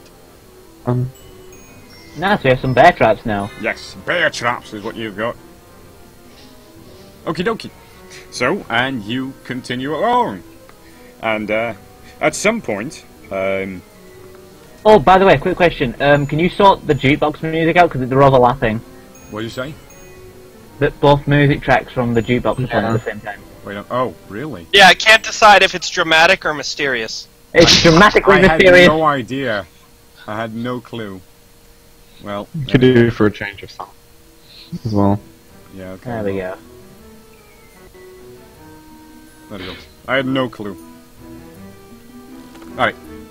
So, It's tracking dead. so you guys are moving through this fungal forest at sunset. I feel like it's a fine theme for that. Yes, it is. There's all the flora is like wild colours, bright, blooming colours, blues, greens, stuff like that. It's like, it's just generally mushroom trees and stuff. As you continue along, Azuk, you just barely spot a, or you hardly spot it. Like, you just barely miss spotting a assortment of foliage above a pit, but because you're so close to seeing that, you would just like barely sort it. I'll give you an advantage on your dexterity saving throw to not fall. All right. So you take a step just barely, and you're about to fall over, and like all the foliage falls into the pit. Oh my god, I know exactly how this happens as well. How does I it bump happen? into the back Evan? of him and nothing. I don't know why I play this game. I have a luck stat of 1. Oh god. I imagine like Azuk spots it and goes, oh, and stops himself, and I'm like, and I walk straight into the back of him and knock him into the pit. Yeah, absolutely. Yeah, and he falls down into the pit, and it's just essentially just a pit like that, 10 feet down. He takes 1d6 bludgeoning damage. But falling into that pit. Oh. Alright, I'm tanky. I'm okay. Jesus Christ. Okay. I don't even know what to say. My I'm bad! gonna kill you guys. Wow. You keep rolling like that. Well, since he's down in a pit, I have some rope that we can use to get him out. Yeah, yeah. How deep is the pit? Or How I said it was like 10 feet. Yeah, it was Can I 10 notice feet. something? You can probably Could I jump. like use acrobatics and jump down there? Sure. Or you could just, or I could just put my quarterstaff down and have you guys help me pull him up. Yeah, I have 50 feet of rope. Alright, Yeah, I it's guess. just a pit that's Okay. 10 feet deep. You don't need this big discussion of how you're gonna get him out there. Find out. Get out the pit! While they're all arguing over how they're gonna pull me out of the pit, Uh-huh. I'm just like, could you guys pull me up? Right. Try and pull him up. I help him as No well. roll, no roll. You guys go We both- out. You pull Azuk out, and you guys all get her down. And, How are you feeling, Azuk? How are you feeling now? Not great. A little banged up, a little bruised. Yeah. Should How we- is he should feeling? we start- Yeah, he's feeling bad. Okay. Should we try and find a place to camp soon, or should we just keep going? Well, he's only taken 6 damage out of 15, right? So he's at like a 9. Oh yeah, that's right. I didn't know. I forgot how much HP is. Yeah, okay, alright. so let's keep going. The sun is starting to set pretty, and now it's actually becoming more dim. Maybe enough that warrants some light. Maybe. I'm going to ask, look at Azuk's, is it a Warhammer or? He's got a mole. It's a maul. It's like a sledgehammer. I basically cast, my light cantrip on his mole. So No his mole problem. starts to- Would you like me to link? Would you like me to cast the spell in the actual chat? Yeah, go ahead. Ba-doom! Light to touch one object, no larger than 10 feet in any dimension. Until the spell ends, the object sheds bright light in a 20-foot radius and dim light for additional 20 feet. Oh, that's good. Good light. It's Okay. actually pretty nice. Any particular color you like, Any Azuk? particular... What's the color of your light? Make it white. bright pink. Yeah, okay, I'll make it. Bright pink? It'll be white. It'll be white. Come on, what's I'm Anden's not favorite color? Come on. Well, actually, his favorite color is orange, but Well, you then know. it's orange light. No. Okay, fine, it's white light. White light. So, you guys just continue along. It's starting to get dark, but the good light from the magical, the cantrip that he's casted is great. Following... I forgot that I have a voice. Following the Grummite Trail, you come across a large cave in a hillside about 4 miles from the scene of the ambush. A shallow Fucking hell, we stream- walked that fair way. A shallow stream flows out of the cave mouth, which is screened by more fungal thickets. A narrow, dry path leads into the cave, and on the right side of the stream. So there you go. So basically, there's this cave, and its mouth, in some sort of, hillside. And there's a stream that runs from the cave's mouth all the way down into some of the thickets. And then there's some small dry path on the east side of the stream. Essentially, you'll have to cross the stream to get onto a dry path that heads into this cave. You definitely can tell that this is where those 2 drag marks have been, because essentially they've been broken up, but the drag marks have been along the trail most of the way up until this point. And Aww. what? No, I was thinking I was going to use my prestidigitation to like push the water apart and then walk across, but I don't think I can do that. I mean, sure, if you want. Yes, I'm going to do that. I'm going to cast prestidigitation and like part the water and walk across the river. Which side is the cave on? The cave, okay, so you're coming in sort of, the path sort of has been bending, so you're coming in from the south, I would say, and the cave mouth is somewhere like northwest. just about, and then this On stream the other side of the stream. comes out, and the other side of the stream is sort of like the east of it, you know. And there is another grouping of thickets, but at some point it sort of makes a clearing over the southeast of the stream, so right on the beginning of that dry path. But essentially, if you want to go over there into the cave with the dry path, you'll have to cross the stream, and it's tiny. It's not like a deep fucking thing. You can definitely get across it without having to do anything. Shazub takes a pee in the stream. No problem. No problem. I'm still going to request like push the water away because I do not want to get my boots wet. Okay, you don't want to get your boots wet, so you push the water away, sort of, very slightly, but you manage to get across onto the dry side without wetting your boots. Okay, everyone else, you know where moving behind him, I maybe stomp a little bit intentionally to splash some water on him. Yeah, sure, definitely. You love being a wizard. Yeah, okay. And I'm just walking right behind him. Definitely. I just want to cross the stream. And Dra'nam? I could just drive across. I've been across for a long time now. Oh yeah. Just observing these fools. Yes, absolutely. I like it. I like it a lot. So essentially right now, you're across this tiny stream that heads into the cave mouth, and it widens as it goes into this cave mouth. And this dry path also on the east side of the stream goes into the cave mouth.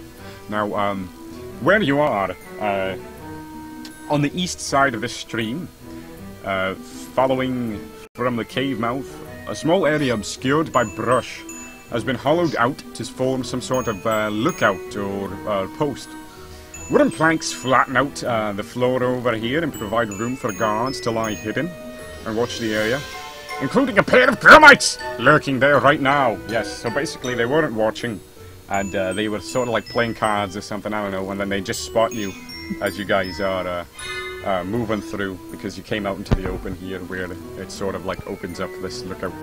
Okay, so there's two Grumites just sitting there, and they're sort of getting ready to attack. So, how about we do initiative? No one's surprised. Oh, they saw us? Yeah. Oh, actually, what am I talking about? Oh, fuck. No, they haven't seen you yet, because they're sort of, like, not paying attention. They might as well be playing cards or something. With they're like playing some prehistoric, they're playing some archaic version of cards. Some kind of bones tossing. Yeah. Good job. I am the ninja wizard. Oh yeah, ninja wizard. Ninja natural wizard. So they're pretty much they don't know you guys are there.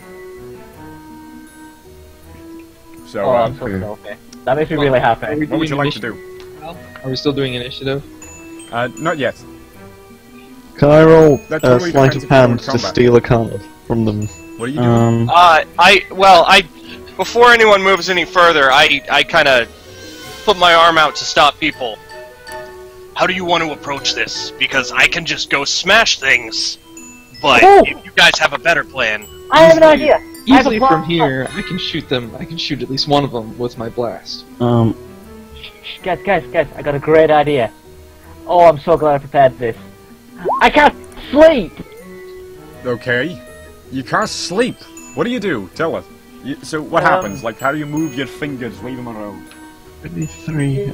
You know, while these guys are like discussing tactics, I just sort of bang my quarterstaff quietly on the ground and just do a few silent hand gestures and point to them and try and make them fall asleep. Okay, and they totally fall asleep, I think.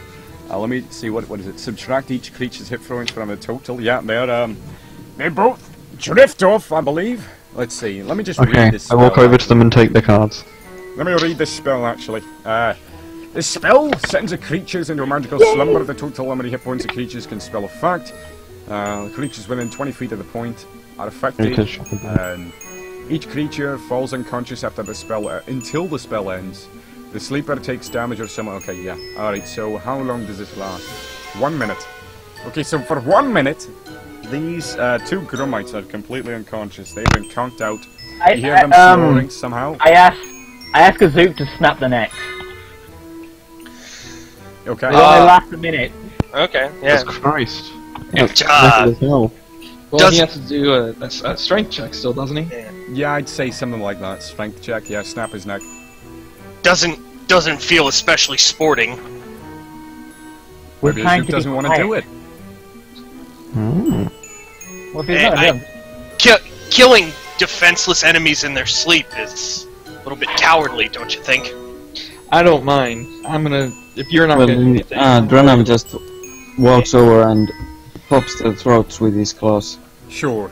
Ooh, ouch. Sure, I don't mind. Yeah, go ahead. It's fine for now. Until, they're sort of just shit mobs, you know, so I'll let that happen. Yeah. But if something else happens, you know, I'll probably have to make a check, you know. Someone else, someone more important maybe. We'll see. Oh, I'm so happy I prepared sleep. So you put them to sleep, and Dra'nam just goes over there and both Grumites fall over, blood gushing out. Right, do they have anything interesting on them? Well, they are playing with some cards, some like I've cards, already and they've got stolen little like images on them. They're considered defenseless, so no roll is required. Oh, okay. See, I don't know the rulings totally, Taz, but thank you. so did we get experience for this? Oh yeah, for completing, getting through everything like that, for getting through all the traps and defeating these two Grumites, you all receive 75 experience points. Ooh, Yay! That'll bring the total to 100. That is third of the way to level 2. That's right now. Okay. Wow. Can I look at the cards that I have? Absolutely. They've got images of different Grumites in different positions. Something like that. Picking apart Grumites in the like lingerie. I Well, challenge. Oh yeah, there's like it's actually a strange. It's sort of like it's not a card game you know how to play. It's odd. It's not like just normal cards. It's like they've got different stats on them or something. At least that's what you think. I challenge Shazub to. I slam one down on the table and say, "It's time to duel." Totally say that. All right. Roll. Totally Do a luck saving throw to see who wins. Sure, you guys want to play cards? Fucking Yeah, let's play cards. So essentially they have this crappy little table over there in the thicket, and maybe a campfire actually, but otherwise it is getting pretty dang dark. Yeah. We can set up for the night here. I feel like I should say again that there is a mad god who has brought us here and wants us to do something. And it seems like there are more important things to be doing. Then playing cards or sleeping? Then playing cards. Can I make an intelligence check to try and figure out the means of this card game? The what? The rules of this card game, like just Yeah, trying you to can just do definitely stuff. figure that out by looking at the cards. Wow, that must be pretty intelligent. Yeah, go ahead. Try. Has to be a high. No, that's not. You've got no fucking clue. It's just a bunch of gibberish. There's a word, you like this one, it's called nibnob. It actually says nibnob on top of it. At least that's what it looks like it says. You know, it says a picture of a tiny little Grumite with his big bulging eyes. It's called nibnob. That's your favourite I let out a hearty little chuckle, like, Oh, I want to do a charisma check against I'm forgetting his name now. Azuk to convince him that we should stay here for the night. Well, actually, I would like to say it's not really wise to sleep in an enemy's camp in the middle of the night with their dead bodies there. No, listen, I don't particularly like when people roll against each other. Yeah. Oh, okay. It's sort of, you know... Yeah, it takes control out of their hands. Yeah, I mean, and I didn't mean I it did like that a earlier, roll. just once, but then I remembered, like, yeah, that's sort of shitty to do. Just make a convincing argument for it. Yeah. Well, it's not particularly safe to sleep inside an enemy's camp, wouldn't you agree? I mean, we don't know the layout of this area, we don't know what's in the caves, we could fall asleep and be killed in our sleep for all we know. I think the best course of action would be to go clear out that cave, make sure it's fine in there, and that would be a good place to set up shelter. And I agree. We should stay. I agree with Azuk. Very, very We should logical. stay in the cave and set up shelter. So I think we have a party leader, maybe, that's not even charisma. I don't know, he seems to be he's like, telling you all what to do, and he doesn't even have tons of charisma. I don't feel like arguing with him though, because he makes a solid point. He's intimidating, right? He's intimidating, but he's also slightly logical, and I like that. I'm actually quite happy to follow. I'm not much of a leader, but, you know, I'm intelligent. And what he's saying has merit, so yes. Hey, maybe Dra'nam has a different opinion. What do you think, Dra'nam? Well, Dra'nam thinks we should scout around and see if there are any more enemies. Ask Dra'nam if he's able to stealth further into the cave and scout and see if there's anything in there. Well, it is very dark in the cave, by the way. Like, you would need light to get in, but luckily Dra'nam has night vision. Because Khajiit can see in the dark, Yes, so yeah. why don't we send Khajiit into the cave? Also, Azuk's maul is still with a light on it. Yeah, and his maul still has a light spell. Actually, how long does that last? I'm sure you just keep casting it whenever it runs out. I think, yeah. 1 hour. It lasts an hour. Okay, he's definitely not. And I can just keep recasting it. The monk is correct. That's true, Taz. Alright, so what are you guys doing? I would say Khajiit needs to go to the cave and scout it more, since that one, complete darkness. Yeah.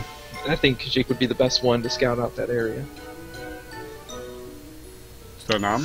Uh, What do you think? Yeah, he's going there. Oh, okay. So he's pretty much at my plan being overruled, I kind of just lower my head and kind of shrink into the background. Aww. I don't. Yeah, they're already going without you. I guess that leader stuff went away. Well, that's the thing. Azuk, he's not as strong-willed as he would like to be. Okay. So, Dra'nam, you are heading into the cave by the dry path? Yes? No? Should I go sneaky? I thought we were agreeing with Azuk. Well, Dra'nam, Jeez, I think just decide Dra'nam, what you want to do, damn it. Dra'nam wants to scout around. Yes, Dra'nam Okay, that's wants fine, to that's scatter fine. down. Is that what Dra'nam wants? Yeah, Okay. I thought it was clear. So where exactly are you going? Into the cave, I suppose? Or just around in the general area, like in the mushroom thickets? No, in the cave. Okay.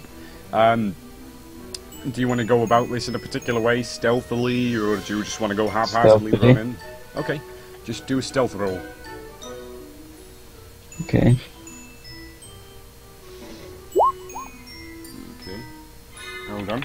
What'd you get? You got 22. Jesus, Jesus. fuck. You are a ninja man. Okay. So, Dra'nam, very deftly just disappears from sight. You don't even know where he went. And as he goes, just inside the cave mouth now is where he is. So basically, he's standing just inside the cave mouth, very stealthily. No one. You guys didn't even see who left. So Dra'nam, just inside the cave mouth, a few uneven stones lead up to a small, dank chamber on the east side of the passage. This cave narrows to a steep fissure at the far end and is filled with a stench of rotting flesh. Squelching snarls and the sound of rattling chains greet your ears, where 3 quadrupedal scaly creatures boasting large dorsal fins are held captive just inside this opening. Each creature's chain leads to an iron rod driven into the base of a stalagmite. Apart from that, the passage along with the stream, as in the stream that keeps going along, runs north until it seems to bend eastward. There is also a difficult-to-make-out passage leading west at the start of the bend. The path along the stream is very dimly lit by green, luminescent fungi. Okay. So, essentially, there is... let me just explain that again. So, there is this stream, of course, that is on the left side, or on the west side of the dry path, that also runs parallel to the stream. And they go down and they bend eastward. Directly east at the start of the cave is an opening with the 3 quadrupedal scaly creatures chained up. And then just at the start of the stream and the path bending, there is another passage to the west that seems to be a steep incline. Okay? You see, other than those 3 scaly creatures, no other beasts inside the cave. As of yet, of course. There's probably more to the cave than just that. Could I go inspect those creatures? For sure. Right now, they don't detect you. Let me see, actually, as you get close, to see if they do, in fact, detect you. They'll probably smell your scent, you know, and perhaps, let's see, 1d20. Nope. Okay, so you are quite stealthy indeed. These creatures do not seem to even notice that another being is even in the same area. So, exactly what do you plan on doing? Nice, Dra'nam. Just looking at them and trying to figure out why they're locked up. Right, so why don't you roll, let me see, maybe investigation. Let me look at a couple of different skills to see what I would want. Maybe you can discern the idea. How about... Insight? Insight, that's the one, right. So I'll roll an insight. Yes, please do. Okay. Okie dokie, that's rather average, but you get the general idea that these are probably poorly mistreated pets, in the sort of way that a, you know, I don't know, a bad person chains up pit bulls for fighting, you know?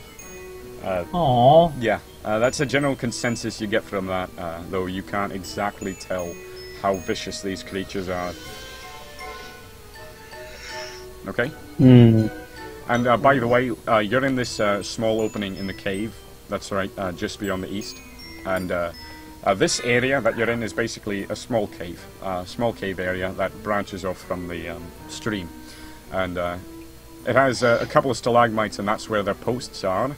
And in the far eastern corner, it like narrows up to this steep fissure, and there is just corpses and flesh and viscera and clothes scraps all over there, and you could just assume that that's what they feast upon, and there's like half rotten, half decayed shit like all the way over there, and the fissure seems to steeply incline until it goes directly vertical up and is obscured by the cave wall. Okay. So, and the creatures are in some kind of a cage, or? No, they're like, they have collars around their neck, steel, or like some sort of metal or something like that, and it's all just chained up around posts connected to stalagmites. So I would say that with the lizard, the creatures at the beginning of the cave were just there as like guards at a post. So if we were to stay in that cave, chances are more enemies would come eventually. Keep in mind, we're not there right now. You Yes. went in the Oh, cave. yeah. Sorry. Yeah, so excuse basically, me. basically, Cat, only Dra'nam is saying this, you know, and he'll relay whatever information he feels he needs to relay when he gets the chance. Could I try to interact with these creatures? Absolutely, but remember, right now they do not see you, though they are sort of generally snapping and snarling at each other. Yeah, they're basically these scaly quadrupeds with dorsal fins. Can I intentionally show myself to them, or Yes, make a noise, or? Of course, yeah. Would you? How in what way do you want to interact? Like, what do you have in mind?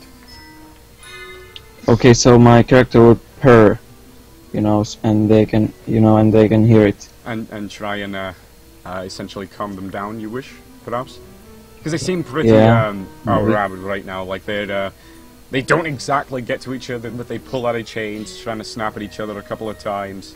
And one's over in the back eating some like freshly decayed corpse. You know, so basically you show yourself, and as you show yourself, the two that are most near to you, the two that are not eating, just immediately pull out their chains and they try and get to you. Like then they're just making sort of noises as they sort of being strangled by these chains. They're pulling at you and they seem rather intent on eating your flesh. Run, bro! Can I try to calm them down, like use animal handling or something? Animal handling. Okay. Yeah.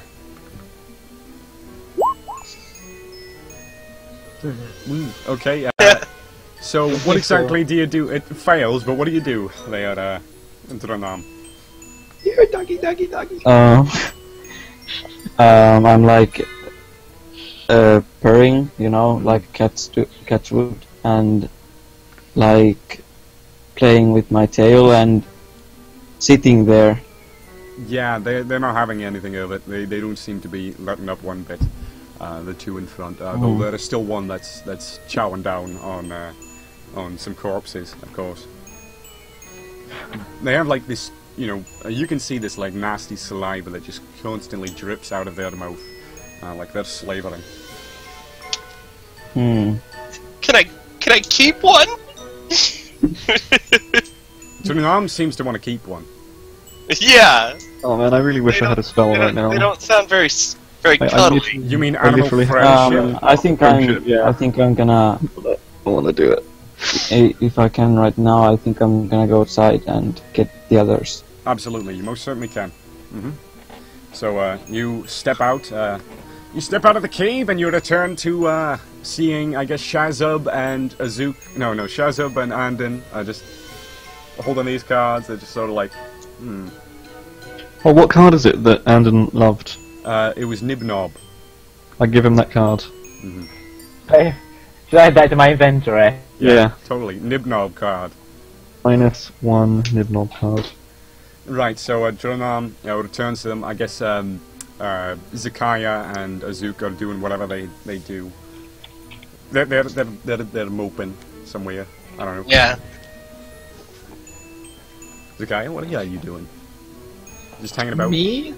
I'm just trying to figure out that card game. So you guys are all interested in these Chromite just cards. waiting. Can I make another intelligence roll to try and figure it out?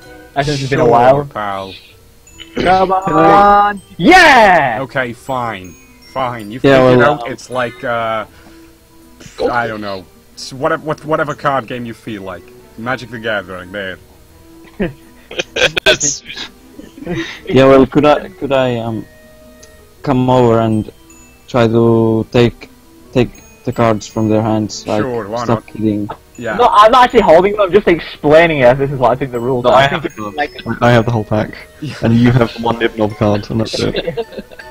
Yeah, go ahead. Go ahead, man. Is it a stealth? Would that be stealth? Sleight of hand, I think. Sleight of hand, okay.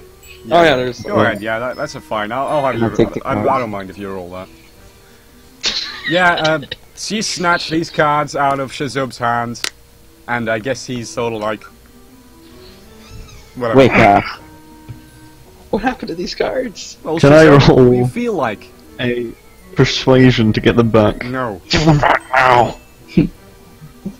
Yeah, Nope. can I? No. no. I No. don't want you rolling too much against each other, because again, it does sort Okay, of take fair enough. Okay. So So what did you find? What did you Dra'nam find? snatches these, and he gets back. Let's remove the pack of cards from my hand then. Damn it. Well, Fine. Zikia asked you a question, Dra'nam. What did he ask? What did you find when you were scouting? There were 2 or 3 creatures. I saw 2 angry creatures, and one of them was just eating, and 2 of them tried to get me, but they're all chained up over there, and I think we should go have a look together. I attacked Dra'nam because he said I. Yeah, I noticed. Well, I noticed I said oh I. well. Don't worry too much about it. Come on. It's fine. He's playing. Okay, so Okay. he suggests that you guys all check out that grouping of creatures. Now the mall no longer has its light anymore, right? No. So we're just being. Well, it's a cantrip. I mean, you can update it as many times as you want, really. Yeah. Has anyone got an empty lantern or anything like that? I have torches. I've got a torch. The monk is one. No, I was gonna say I could cast light on a pebble and put it inside like an empty lantern. Yeah, definitely can. We could do that, or I could just. I mean, like, you can put No. light on a rock and just toss it into the cave if you wanted. Yeah, okay, yeah, we'll do. I'll pick up a rock, but I won't cast light on it. Because as Dra'nam knows the way, so we can just follow Dra'nam in the dark. So you're all gonna hold on to him like a conga line? No, Yeah. I wouldn't do that. I would just get out one of the candles I have and light it up. Okay. Trying to remain stealthy though. Shazub doesn't care. Just He's decide dumb whatever you're enough doing. to not care. Oh, okay. Let's move. I'm with. Excuse me. I'm with Anden on this one. What was that one? We'd be stealthy. Don't Final overanalyze the moment, yeah. Just decide what you're doing. Ooh. On a stealth check. Ooh! No Cave problem. music. Ooh, I crit it. jeez. Shazub melds into the stone. Where did he go? Shazub has become the cave. And I'm sorry. Did we establish if we have light? Yeah, have you? We do not. We're not using light at the So moment. basically you're just following along with Dra'nam. Hmm. All right. Well, then Should I do a stealth I check trail again? along. No, I think enough people have succeeded that I'm okay with you being stealthy Okay. right now. You trail what, Azuk? Oh, sorry. I trail along. Yeah, okay. So you're all Dra'nam in the lead. Where are you taking them, Dra'nam? To the creatures. Okay. In the cave and over to the creatures. Sure. So the four of you, or the five of you rather, all reach these, these creatures. But of course, only Dra'nam can see them because you guys have no light. Nothing has changed. Dra'nam. One is still chowing down, and two are still pretty vicious. Actually, no, wait, hold on a second. Mouths were stopped. Looks around, but he doesn't see anything because it's dark. Yeah. So, Dra'nam, is there anyone else there besides these animals? You can't see the In animals. the darkness, you can hear like and you smell. It's pretty foul, the smell coming from this place. Dra'nam, what's your... Khajiit, I see. Tell me about his Gandalf, for I much desire to speak with him. we need light. Aziz! Light! I cast light on a stone and I throw it in the direction of the sound. Okay. And you bonk one of the things on the head, and it's and just getting real vicious, But now you've lit up the room, and the five of you are standing at this sort of entrance, and there is again these three quadrupedal amphibian-looking things. They've got scales, dorsal fins, the like. Two of them very viciously trying to attack you. Well, not really, because they don't see you exactly. But, they sort of do, now it's lit up. But, generally they're just being vicious. And the one in the back is still at the fissure, eating a couple of corpses who are just chowing down, and he's got a real fat tub stomach. He's chubby. Can I go over to the chubby one and try and calm him down and pet him a bit? You can try, yeah. I mean, you can wade past the two of them. That'd be animal handling, right? You are super stealthy right now, so I suppose you're just along the wall, So just walk shimming past, along. stroll. Yeah. Okay, so you, Shazub, gets over to the chubby one in the back that's eating corpses, and by this time, now that you're over there, the smell is overpowering. It is decay and death and disgusting and nasty. It's just horrid. It's as if and as you're getting over there, you see this vertical fissure. It's sort of like a chute, it seems like, where corpses or stuff like that are thrown. I guess it's their feed box, you would say. So you get over to him, and he does make a few snarls, because I guess he notices you by now that you're right next to him. He makes a few snarls at you, Shazub, because he's trying to protect his food, I suppose. What do you do? Can I roll an animal handling to pet him? Absolutely. Stroke him on the face a little bit. Uh-huh. And natural one. Ooh. Oh You god! had advantage. Right, so as you go to pet him, as you move to put your hand on his head, he goes to snap at you with his jaw, and it's surprisingly lacking too much teeth. But you managed to definitely move your hand away before anything bad happens. Okay? Sure. So probably a you're bit scared standing and next to going this back. chubby one, and it's eating corpses that are decayed. And yeah. The rest of you are all standing at the entrance, just Laughing at watching as Shazub does this. I just kind of shake my head. I want to use my Eldritch Blast on the one that tried snapping at him.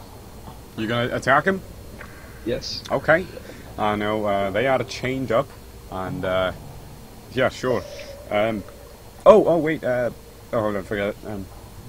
So you go to fire that Eldritch Blast. Go ahead and do that. Oh, 20. So, go ahead, tell me what happens. You beat him with what? So I see him. I see how he got snapped at. Shazub, and he almost got him. So out of caution, I just go ahead and zap him. Zap. So you zap him with a little bit of your force, and he takes, a very small amount of damage too. But that's what happens. Okay, he's pretty mad now because he was enjoying his meal and not bothering anyone until someone bothered him, and then someone just came up to him and zapped him. That doesn't make a creature feel very good, I'd say. Yeah. Okay. So yeah, you hurt him. You hurt him a little bit, and now he's viciously snarling, trying to protect his food, sort of. Yeah. I have a question. Those creatures are still in the room, right, with the animals? What do you mean, those creatures? The, what are they called? The Grummites? Grummites. No, There were no Grummites. Just these Yeah, three. there's not Grummites. There's no Grummites. They're just these three chained up little quadrupeds. Well, I guess you guys could take them out of a distance. Just keep keep casting cantrips at them until they die. Can I cast True Strike? Sure. I mean, I'm not gonna. If you're just gonna stand there casting cantrips at them, I'm okay with that, and I'm not gonna have you sit through casting cantrips. Essentially, you just want to kill them, right?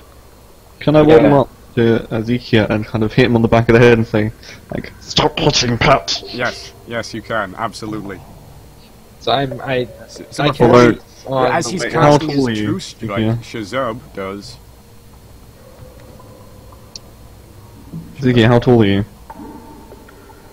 I'm sorry. How tall are you? In the game 5'9". Yeah, 5'9". I'll just do 5'9". Okay. I don't know So if your I can even spear is reach quite that. long. Yeah, I just got bonky on the head with my spear. Stop it! Well, I cast True Strike at the one to try and get its defense. Right, that makes it so you get advantage on the first attack roll against the target. Okay, well, I mean, alright. Shazub bonked you on the head, trying to stop. Are you going to respond to him? I'm just gonna ignore him. Just going to ignore him. And Okay. I cast my Electric Blast again. Alright, This one I make an advantage. fine. Cast your Eldritch Blast again. And this one also hits the chubby one. And as you zap it, it gets quite hurt.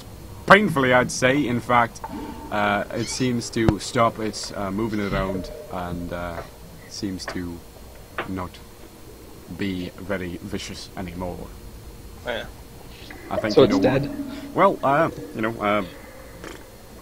perhaps, probably. I'm growing increasingly sickened with them attacking basically defenseless animals, and I just kind of go back out into the main cave area. Okay. I'm not gonna watch this. I follow Azuk. I'm done with it. I'm gonna follow. This is just pathetic.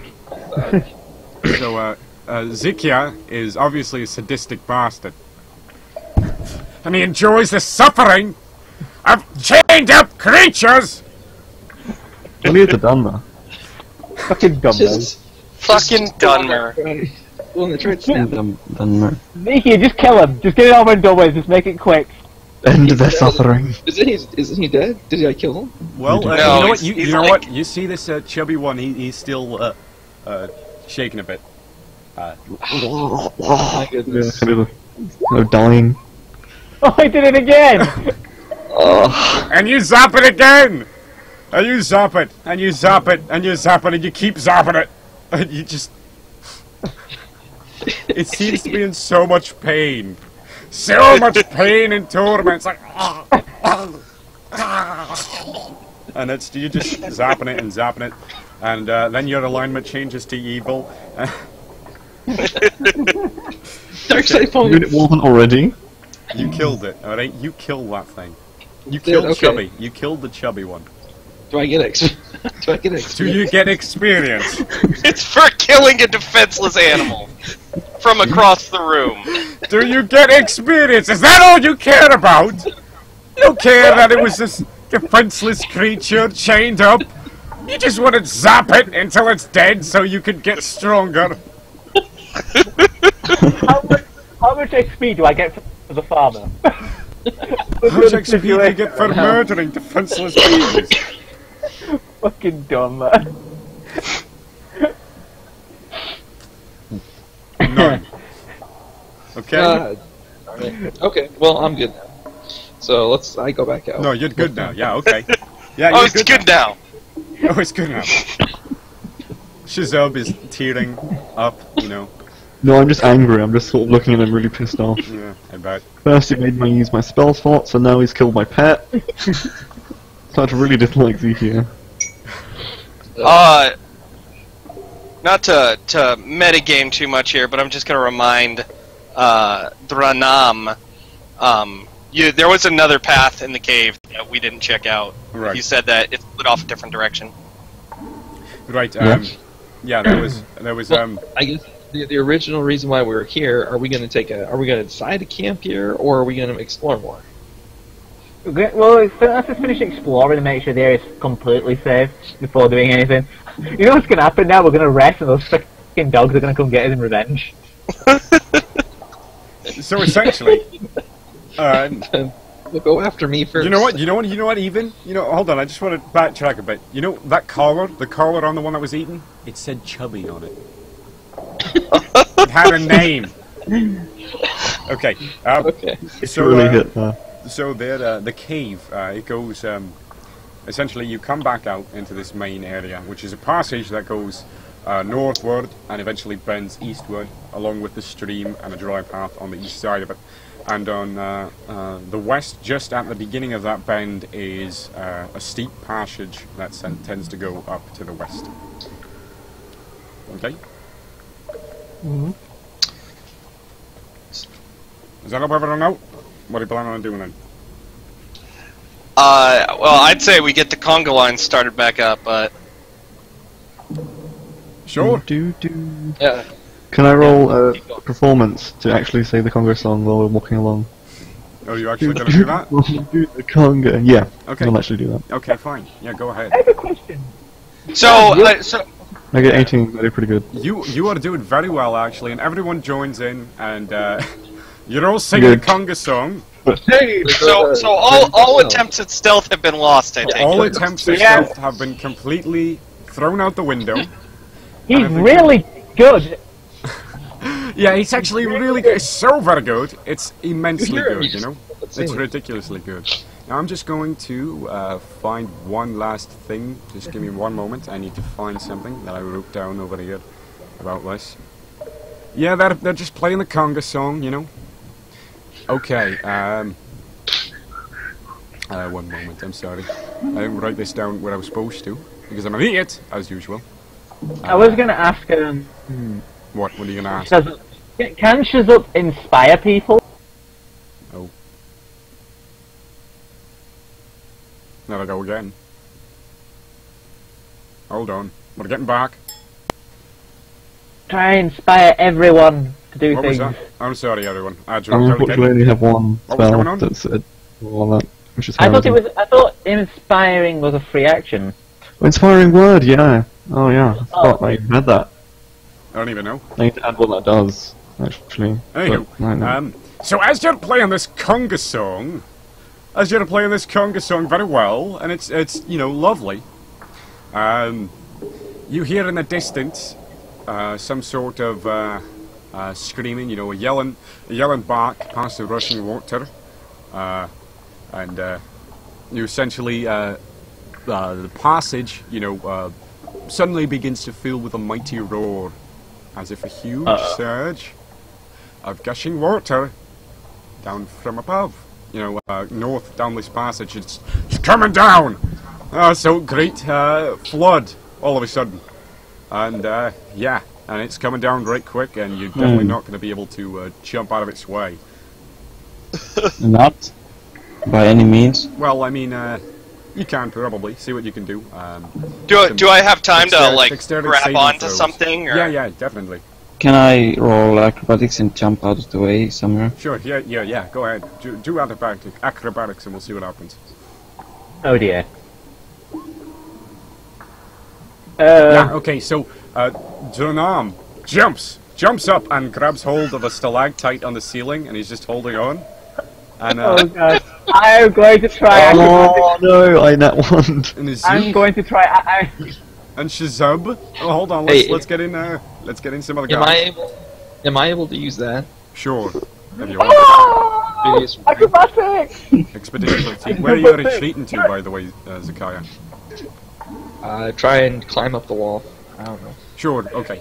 Well, I mean, that's not really a climbing sort of thing. That's more like you move further, so you can move like 60 feet.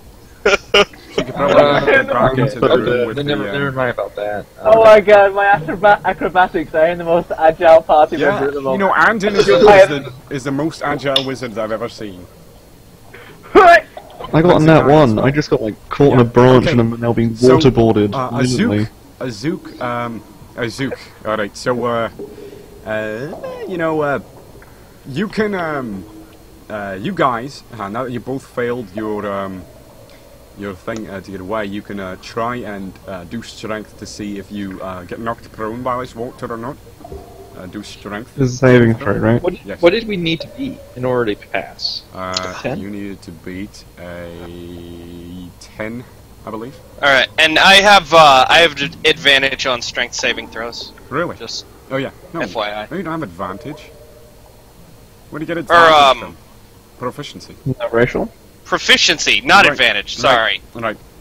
So Azuk stands on. He grabs starting part of some rock, and he manages to stay on, and he is not moving by too hard.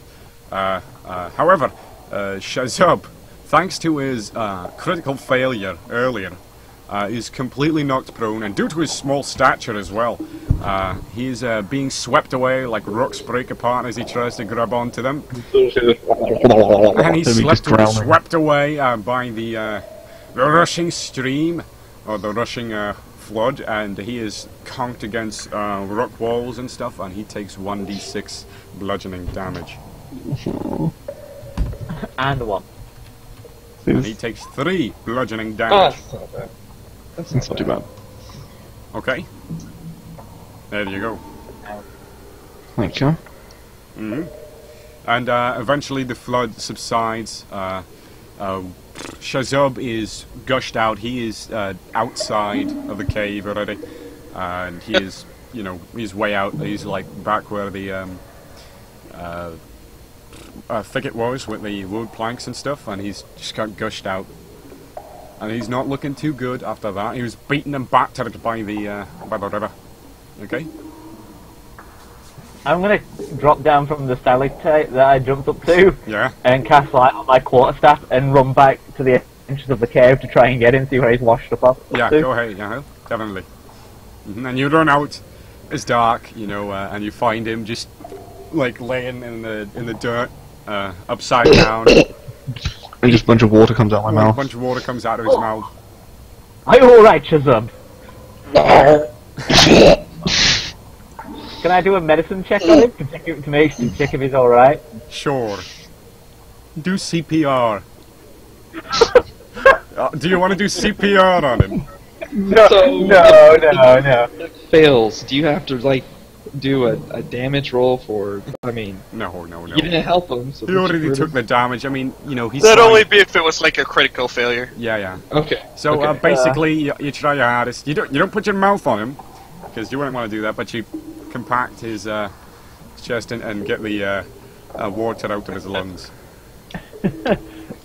There you go, little buddy. Come on. There you go.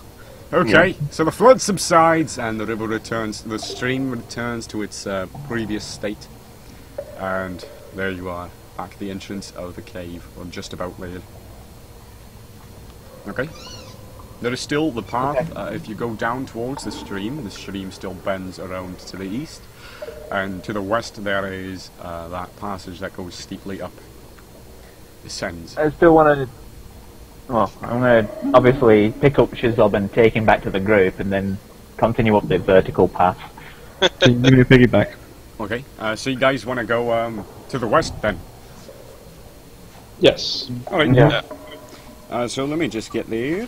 Oh, hold on. Let me just go through my notes because I have too many of them. Because I'm an idiot. There we go. That should be it. Nope, that's not it. Hold on. Say something. Talk about something. So, how about those... Oh, one thing that I keep wanting to call my stats special. I've been playing way too much Fallout. Yeah. Okay, so this main passage climbs steeply upward and around the bend. That's the river, or the stream, okay? One quick question. Did you say the water that rushed down had blood in it? No! It didn't have blood in it. Oh. Alright, I thought I heard there was blood in the water. Did you want to talk about something? What? What do you mean? I don't know. He sounds kind of disturbed. Who? Oh, yeah. He's just hearing people talking about blood when Yeah, no one's talking man. about blood. No, Right. I was thinking on it. It was like you said there was water rushing down the passageway that swept us away. I thought you said it was water and had bits of blood in it, and I was like, wait, blood in it? Okay, alright. So, the steep western passage is choked with rubble and has some escarpments, like plateaus. Like it goes up and then it levels out, and then it goes up and levels out. Yeah. It's like some steep rubble and stuff that you probably would have to climb if you'd like to get up. Mm-hmm. Yeah. Alright. Yeah, okay, sure. I'll make a strength check for climbing. There's probably enough rubble there that you can each get up with a very minimal check, like 5 or something. Okay. Oh, I don't want to eat it again. Go athletics! Luckily, some of the rocks like crumble under you, but you manage to climb up to the first plateau of escarpment. Zikia does as well, and Azuk and Dra'nam and Shazub just barely gets up. So Oh my god, I can't believe this. let's start with yeah. Okay, so as soon as Azuk got up there, the first like plateau started to crumble underneath him as he like stepped up to it. So if you could give me a dexterity check to make sure you don't come crumbling down.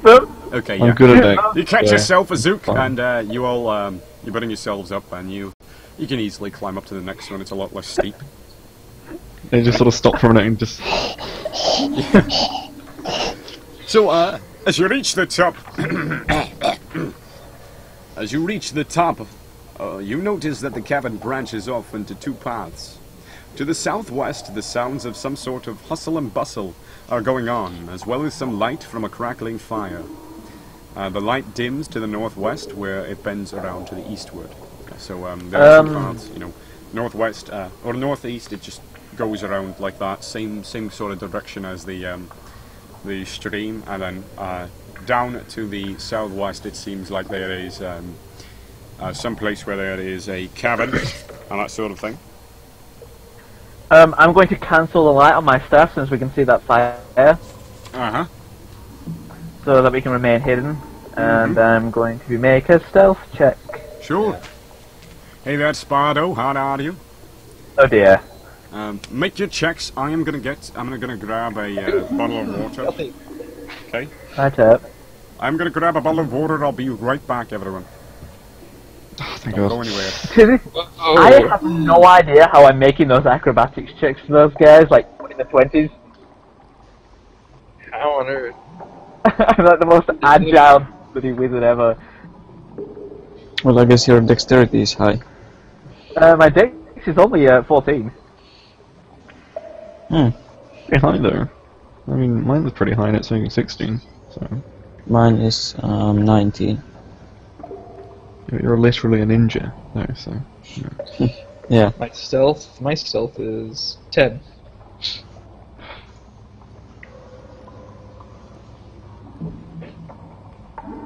Because I didn't get any good rolls at the beginning. My athletics is at like a -1.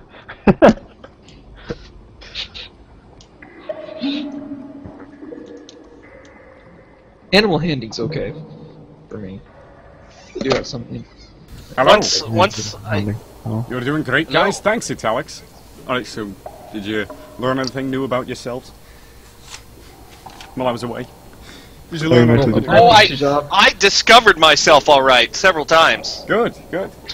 Yeah, is everyone enjoying themselves? Let's just take, I'm going to take this time to ask, is everyone enjoying themselves so far? Do you guys hate something or other? Hey Taz, thanks. No, I'm enjoying you guys it. are doing awesome. Like I say, it takes some time to get used to the rules, and mission together always helps. If DM's doing an awesome job, kudos. Thank you, my friend. Thank you so very much. If I'm gonna be totally honest, Yeah. I did not get very good sleep last night, and I Me am neither. super tired. Oh man. So I was just kind of wondering how long we're going today. Oh, Yeah. I mean, I'm definitely not going to go past my my deadline of 5 o'clock. So Okay. I don't know if you guys tell me if you want to take a break, because we very well can. You know, we may. What? I'm super enjoying myself. Just Yeah. to let you know, I'm Good. really enjoying myself. Good. Thank you. Me too, even though I'm eating shit every 5 seconds. So so basically, we can stop here. Or maybe we can stop after the next encounter. Well, just tell me, do you guys want to stop soon? There's an or... encounter coming up. There's an encounter. Well, it sounds like I'm in the minority of wanting to stop soon, so I can keep chugging along. No, Let's no, go I after don't the want next- to. I don't want the to. next I don't want to encounter. bring anyone too far past how much they want. You know, I understand that it could be a lot to do. You know, and you people obviously need to do things, sleep, eat, that sort of stuff. So, Nedavad or Dra'nam, what are you saying that you wanted to quit soon? No, not that soon, but I'm tired too. Yeah, I don't have a deadline This set is, task because I really great. don't know what time I'm going to end. But 5 o'clock is like the max. Yeah. Do you guys I think going hitting the next encounter, doing that, and then maybe see- calling it quits after that would be good. Yeah, maybe seeing I'm how it good is with after that. All right. I'm good with Yeah. Okay. So, do you want me to continue right away then? 'Cause I'm Yep. ready. Let's Yep. keep rolling. Okay. So Okay, you so- come up to that, and yeah, there was that branching path with the crackling light coming from the southwest, and the to the northeast. It sort of dims and turns around like that, like the stream. And there seems to be some sort of hustle and bustle going on and down that other path. Well, we've all mostly done stealth checks, and I think Adine is the only one that did not stealth. Oh yeah, everyone. What about Dra'nam? Your stealth check? I guess everyone decided they want to stealth into there. Well, Okay. yeah, D&D's more or less permadeath. Oh my Yeah, god, he more actually or less said permadeath. me.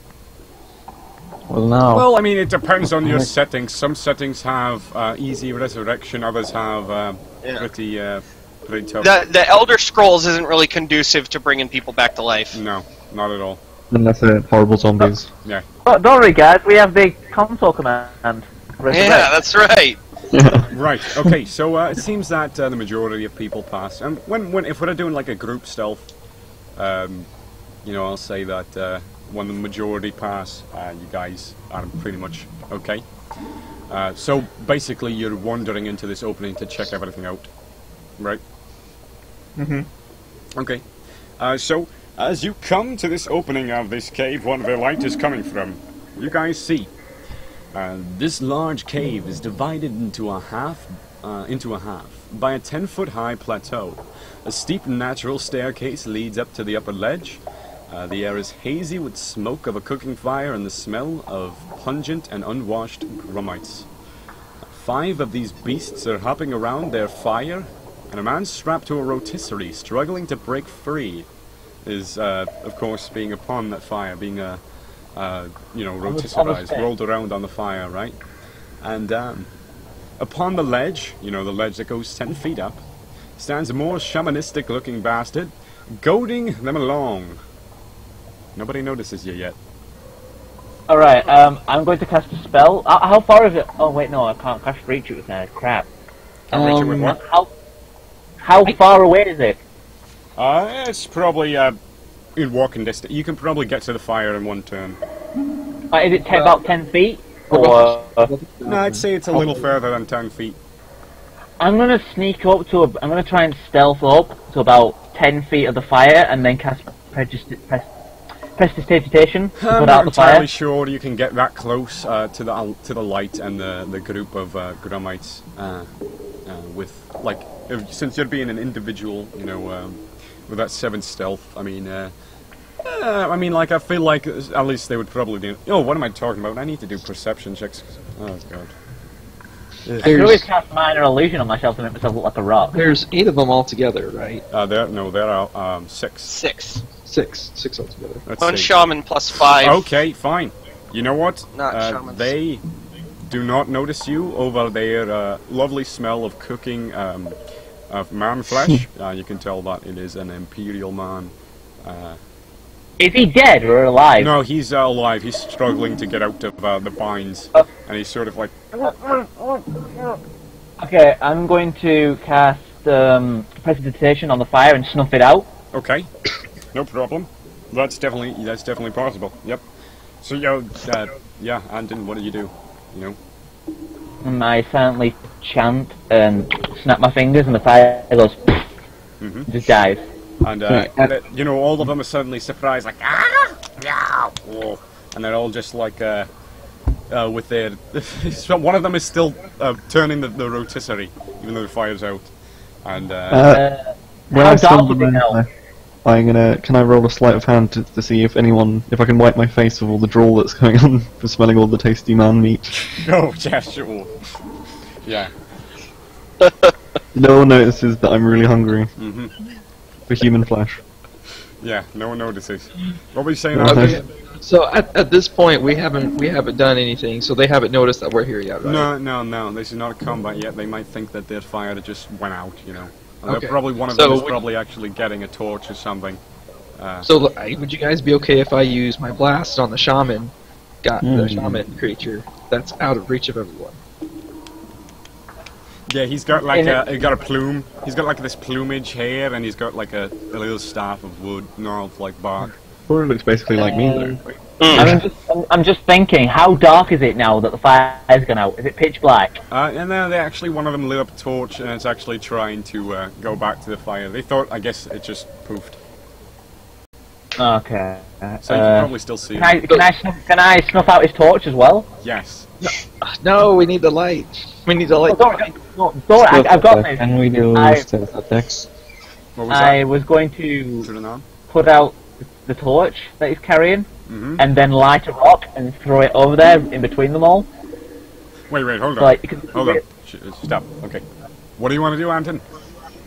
I was going to snuff out his torch with Prestidigitation, Yes. and then pick up a pebble, light it, and then throw it into the group since it's really bright. Okay. Yeah. Alright, I don't see a problem with that. So just describe that action sort of thing. So I make like a clenched fist sort of thing, like clenching my fist to put out the torch. And they're And all then again confused. This time I even then more so. quickly grab up a stone, cast light on it, and then just toss it at the one with the torch that had the torch.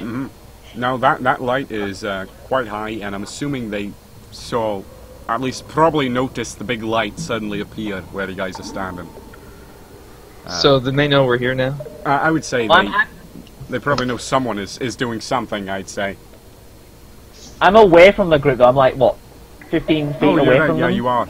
Okay, yeah, you know what, I mean, So They- we're outside of the range. they probably know, though, that someone is fucking with them at this point. Something's going on. Yeah.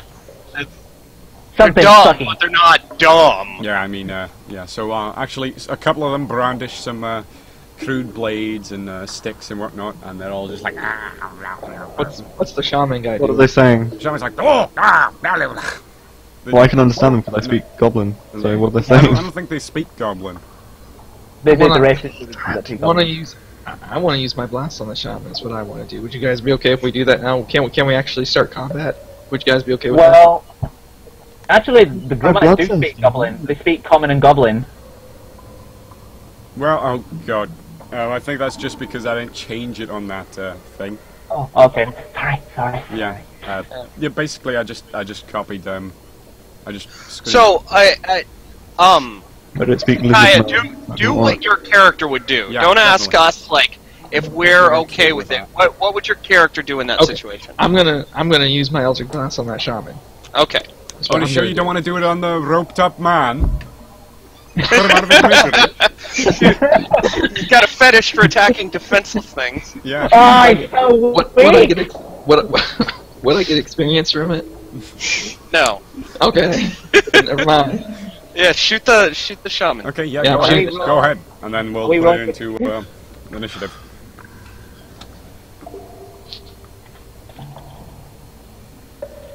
All right. Oh, nice. So, Nice. you're, just explain it, definitely hit him. Didn't kill him, but it did hit him. So, go ahead and explain that one. Okay, so now that I see that the light is out and they're in confusion, and I see the shaman guy telling him what to do, I realize he might be the leader. So I go ahead and step out and shoot the guy. Mm-hmm. No problem. And so you zap him, and he's like, ah, you know, and he's, not very happy about that. And, I suppose by this time he saw where the, Eldritch Blasted came from. It's a little light up, probably. So how about we all roll initiative? Zakia is so fucking trigger happy. She's like, ah! Eldritch Bolt blast. just said. 2, 3. Oh, damn, that's not good. And this is where we just roll a 1d20, right? Yes. Let me just, write it down. I did get the first hit, so I guess. Okay. Whatever. I got a roll for them as well. Perfect, yeah. Okay. Zikia is Yeah. bloodthirsty. Yeah, I'd say so. I'd say so What an indeed. attack! I'm excited. Okay. He's bloodthirsty. Zakia's like, just reveling in the fact that he hit someone with his Eldritch Blast, like, Oh yeah, yes! man, he's a fucking sadistic bastard. Okay. Notice you got Very two. efficient, though. He's got 3. Zakia's again the lowest. Yeah. Dra'nam is 14. Anden is... Where is Anden? Oh, 7. And Please be good Shazub to me, dear is master. 10. Okay. Please be. So, it seems like you guys are gonna have the poor end of this stick, I'd say. Dra'nam. Hold on, let me just write down the Oh, did we orders. roll? Did you roll for the creatures? Yes, I most certainly did. Question, are you guys setting your dexterity modifiers to that roll, by the way? Yes. Okay. Just I don't have a dexterity modifier. My dex is 10. So. Okay. No, I didn't use it. Oh, then you might want to, actually. Yeah, wait. There should be an initiative feature, like you can just click a button and it'll roll initiative for you in the character sheet. It wants a token. Oh, okay, forget that one. Well, you I might don't want to have- just create a macro for initiative, we'll do that. Oh, damn, do not. Well, okay, I'm just adding 4 to your previous one at 18, so you'll be going first. Okay. Zoom, little man, zoom. Alrighty, that means... He needs his moon sugar. first. Dra'nam. There are 5 of these, there are 5 of these Grummites, and they're all brandishing weapons now. They were happily running around the fire before it was snuffed out. There is an Imperial man still tied up to a rotisserie, and a shaman that is barking orders in an alien tongue. And he's standing on a ledge about 10 feet up with a staircase leading up to it. What do you do? You have enough. Well, you have enough room to get to any of them, pretty much, except for the shaman. so I can't get to the shaman. I'd say unless you do a jump, leap up to the ledge, you could probably get to him. Well, what if I leap up there? Then go right ahead, do a acrobatics, and I'll see how well you do. I'd say, yeah. I'll see you can probably grab the ledge and then climb up. 12. Yeah, you know, I'd say 12 is enough. It's not too high, and it's natural stone. It should be pretty easy to get a hold on, especially with the fact that he's got them claws. And yeah, Dra'nam leaps upwards to grab one of his ledge, apart from the 5 other Grumites down by the fire, and he is right next to the shaman now, who is a little surprised to see him, and he's like, ah! Battle music! Okay, that was just your, that was just your move action. So, are you gonna, I guess, punch him? Or do whatever? Yeah. Okay. Wait.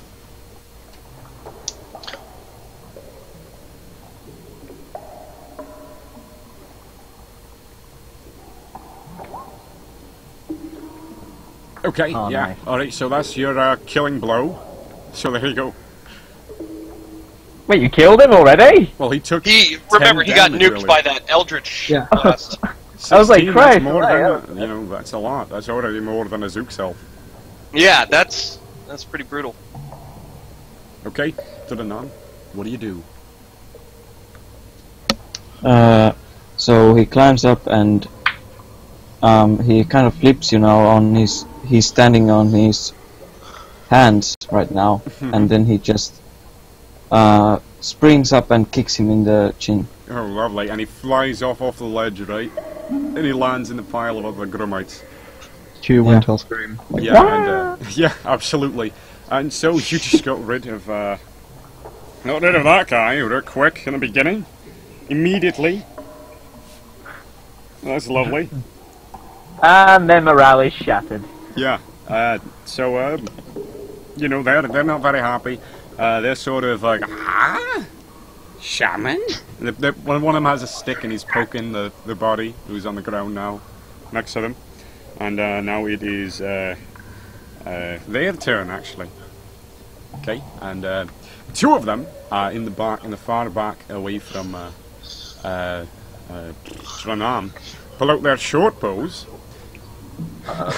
Monkeys are quite violent, maybe. And they bring out their like black feathered arrows with their crude little short bows, and they both fire snapshots at Dra'nam. And let's see what happens there. I'm just going to use this macro with a blade because it does the same damage. Glad I didn't kill him now. Okay, Dra'nam. Dra'nam, none of these hit you, the arrows. What do? You grab both of them. I don't know. What does Dra'nam do? So, well, he grabs the arrows Yeah, okay. like a freaking ninja. Yeah, wow. Dra'nam is a fucking badass. Alright.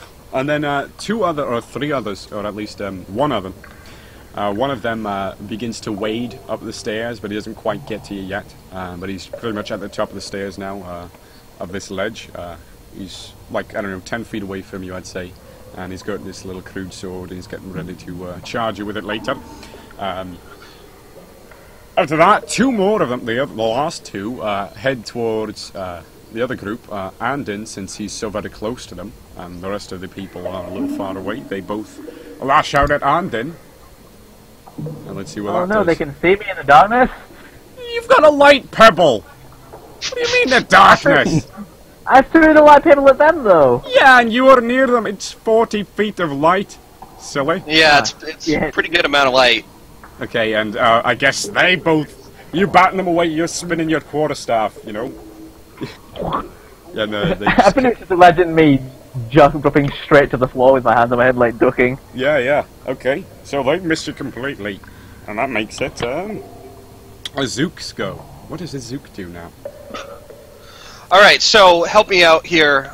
Just kind of what's the layout we're looking at right now? Yeah, for sure. Okay, so this is like this cave, and this small, sort of narrow passage led into the cave, right? So Azuk, I'd say Azuk, Zikia, and Shazub are both like standing at the very entrance of this cave. And in the very center, of course, there is the bonfire where there are currently 2 archer Grummites standing next to the corpse of a shaman. The Imperial man still on the bonfire. I'd say like 10 feet beside that there is Anden and 2 other Grummites encountering him. They're probably 10 feet away from you as well. And the stairs go from the back wall of this cave up and around on top of this ledge, and that's where another Grummite stands next to Dra'nam. Does that help you? Alright, cool. So I'm going to move to help Anden. So I'm going to move up there and attack one of the Grummites. With your maul of great might. Which Grummite were you attacking? The one with a short bow, or the one attacking Anden right now? That one. Dude, you say his name different every single time. Do I? Every single time you say a different name. It's true. Anden. Anden. That's funny, he can't remember my name. That's just going to be a running joke. He can't remember it. Alright, so, swinging the maul. Oh, crit! Nice. Oh my gosh! You obliterate this guy for 20 damage! What happens? Splat. That's like twice his health. The skull just explodes. I do a side swing across his head and literally send his head hurtling across the cavern. Lovely. Just flies and back and hits the back cavern wall and just bursts. Oh, nasty man. That's awesome. Mispronouncing his name could be a good character flaw for you, Zikia. Okay, lovely, Azuk. Anything else? Or So that's it? Yeah. I play tennis with his fucking head. Yeah, absolutely. Alright, Shazub. Shazub. Right. You remember, you Okay. have no spell slots for first level. No. How far away am I from them? I'd say from the 2, or from the 1 now, that is next to a den. Yeah. A den. You are... It's rubbing off. Oh god. Again. What's your name again? It's Anden! Anden, right. Okay. Adine? Okay, so, Andrew. It's not even that complicated Shazub, of you're a name. about 10 feet away from one that is next to Anden, and there are 2 by the bonfire with their bows taken out, and they are about, I'd say, 20 feet away from you. And then there is one that is at the top of the ledge, and you could not get to him, I'd say, is 40 feet. Right, I'll take a step forward, because that's pretty much all I need, and I'll poke at him with my spear. Okay, for sure. You're just going to poke the one near Anden. And, as well, as a bonus action, I will give Azuk Bardic Inspiration, because I just looked up how it works. How does it work? You get 1d6 to add to any ability or attack rolls within the next, I think, like 10 minutes or something. Can you just do it whenever, as a bonus? Yeah, you get an extra d6 on any roll, really. Really? Basically. That sounds pretty awesome. Here, I got the info. You can inspire others through string words or music. To do so, you use a bonus action on your turn to choose one creature other than yourself within 60 feet of you who can hear you. That creature gains Bardic Inspiration die, a d6. Once within the next 10 minutes, the creature can roll the die and add the number rolled to one ability check, attack roll, or saving throw it makes. The creature can wait until after it rolls the d20 before deciding to use the Bardic Inspiration die, but must decide before the DM says whether the roll succeeds or fails. That's pretty awesome. That's pretty fucking awesome. Yeah. So, you sing a song about Azuk? I can do that 3 times because of my charisma. Lovely. Oh, damn. You sing a song about Azuk? Oh, there it is. Yeah, you can use this feature a number of times equal to your charisma modifier. Per day, I suppose, right? Yeah, you regain any expended usage when you finish a long rest. Okay. And the die changes as you level. So, there you go. That's well, I guess Shazub played a song for Azuk. Want to sing that for us? And you just sort of dance around him like Azuk the Barbarian, la la la. It's all like... Okay. Alright, so, there you go. Okay, so you play Azuk. Nothing wrong with the rule clarification within game. No, absolutely not. Alright, so that makes Shazub's turn. And he completely goes wide with his spear. You know, he's just but he's not even close enough. You know, he's too far away, so he doesn't realize it. And then that makes it Anden's turn. Okay, let's think. Remember, What can I do? So what cantrips do you have? Prestidigitation, Minor Illusion, and Light. Bonk him on the head. Yeah, you can always bonk someone.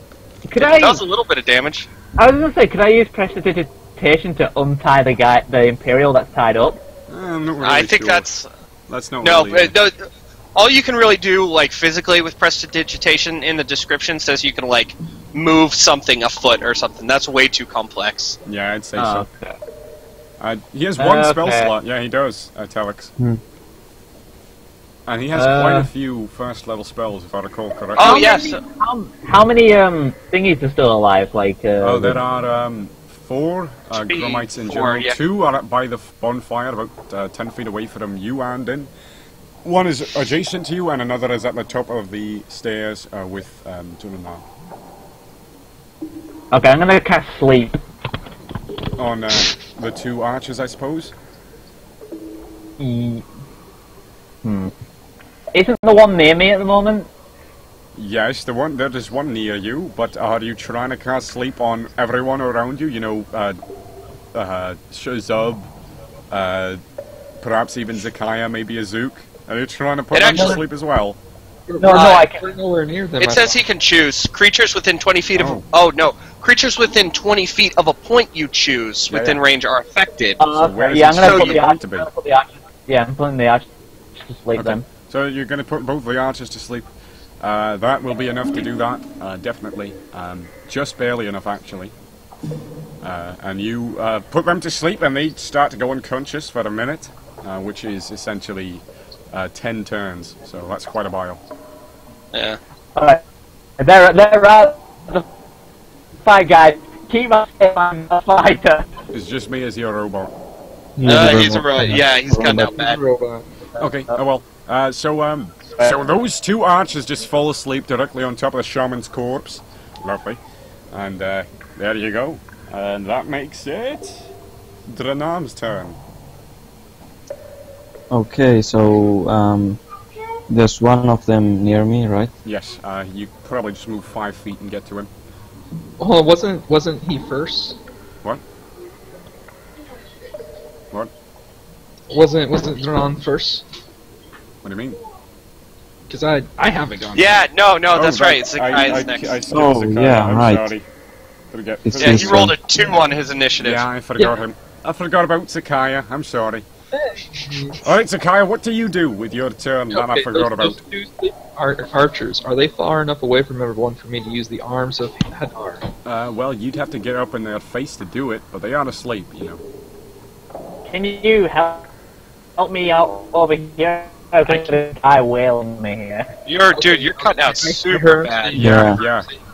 Okay, you are a robot. who's right next to him? There's just one guy next to him. There's right? one Gramate next to Anden and Azuk. Okay, I'll use Eldritch Blast on that guy. No problem. Do your Force Lightning. And it... that should do quite a bit of damage. It doesn't quite kill him, but Force damage. he does seem pretty hurt by that one. Quite hurt indeed. You know, he starts getting electrocuted. You know, it's hurt. Alright. Huh? There you go. And, is that all? You're not going to move anywhere? I'll move a little bit closer to the 2. For to sure. Azuk Okay, for sure. Anden. Now it's Dra'nam's turn. Okay, so I'm gonna move closer if I need to. Okay. Closer to the guy. Just, you know, like 5 feet, barely anything. Yeah. And Then I'm gonna slash him in the face. with your claws? Yeah. For sure. Go right ahead.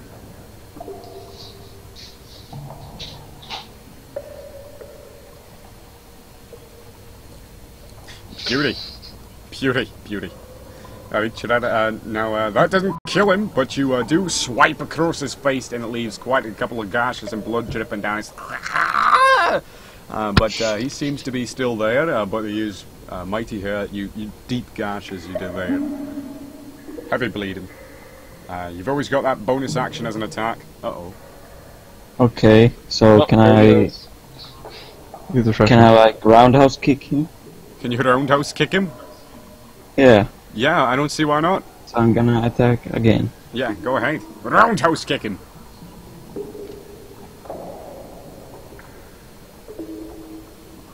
Ooh. Well, that's your first miss of the game. So, with your slash of claws, he backs up just enough that your roundhouse kick just barely whiffs him, does Yeah. not hit him. And, yeah, that one misses.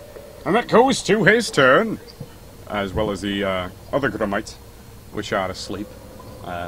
So, this one will run up to you in a sort of pseudo-rage, and he is going to try and stab you straight through, and see what he can do. Ooh. Am I back? Am I good? Yeah, you're good. Yeah. Okay, I'm good. Jesus Christ, I can't hit anyone today, can I? We're If hitting only the you. rules kept from the beginning. Okay, so you just bat away his strike, I suppose. And the one down by Anden and the other people is going to try and stab Anden. And he actually Ooh. catches a blow. So Anden, you are impaled, I suppose, by Oh! the right side of the stomach. Oh. And by this Fuck! crude blade. And it's pretty painful.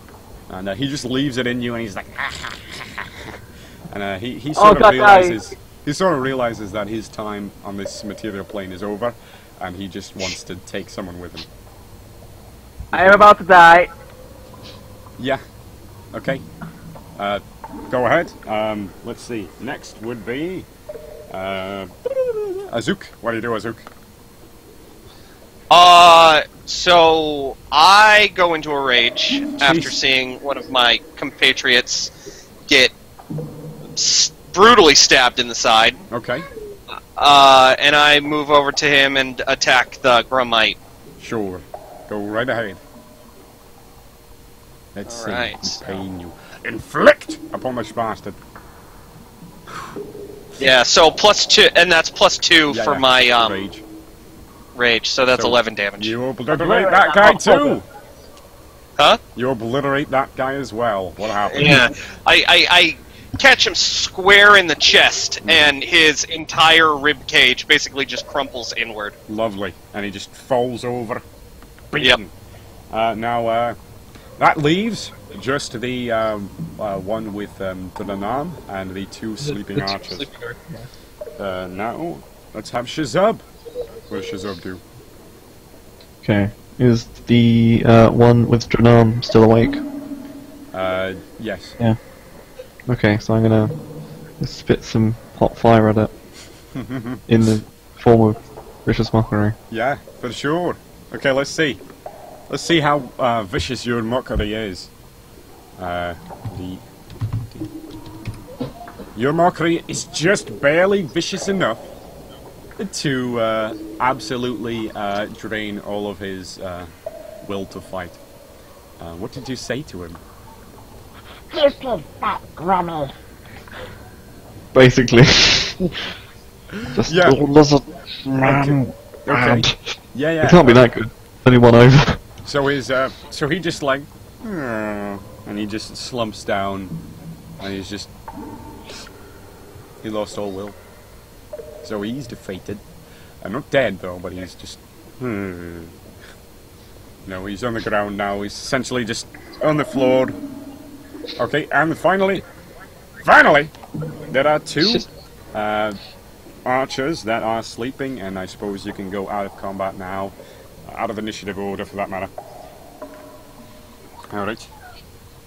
So, there you go. What are you doing with these two archers? Well, I'm using Eldritch Blast on the one who lost the will to live. You're using Eldritch Blast on the one who lost the will to live? Did you just me or you a fucking bastard? Always blasting. Oh, he crit as well. God. No, he didn't crit to be green if he did. But anyway, yeah, you disintegrate that guy. That's fine. I see him as he's I sitting there I and am it's like, severely finish the job. bleeding out of my side here. You are what? I am bleeding out of the side of my stomach here. Yeah, you are. You most certainly are. I just say medicine. I am so angry. I say, Azuk, just smash those guys' heads in. The stupid archers. He's right. Let's keep one of them alive. We'll smash one of them. I'm upset. Yeah. Azuk, do you want to do it or do you want me to? Oh, by the way, that's yeah. 50 experience each. But I'm gonna hobble over to the guys tied up and untie him as well. So how much XP should we have right now? 150. Okay. And I don't crush defenseless opponents. I kill them standing up. Bard, sing the safety dance song to heal him. If you want to kill sleeping opponents, that's on you. Okay, I shoot one of the sleeping ones. We only need one to live. Okay. I don't think. Alright. Zikia. I mean, if you guys want to put some input into this, what should we do with them? All I know about Zikia is that he's merciless. Yeah. Zikia, finish one of them off. Okay. We don't need them both. Finish Yeah. Just you Eldritch blast him. Doesn't even matter, because he's sleeping. You don't need to roll. You can't have made me waste your second spell. Yeah, we haven't rested yet.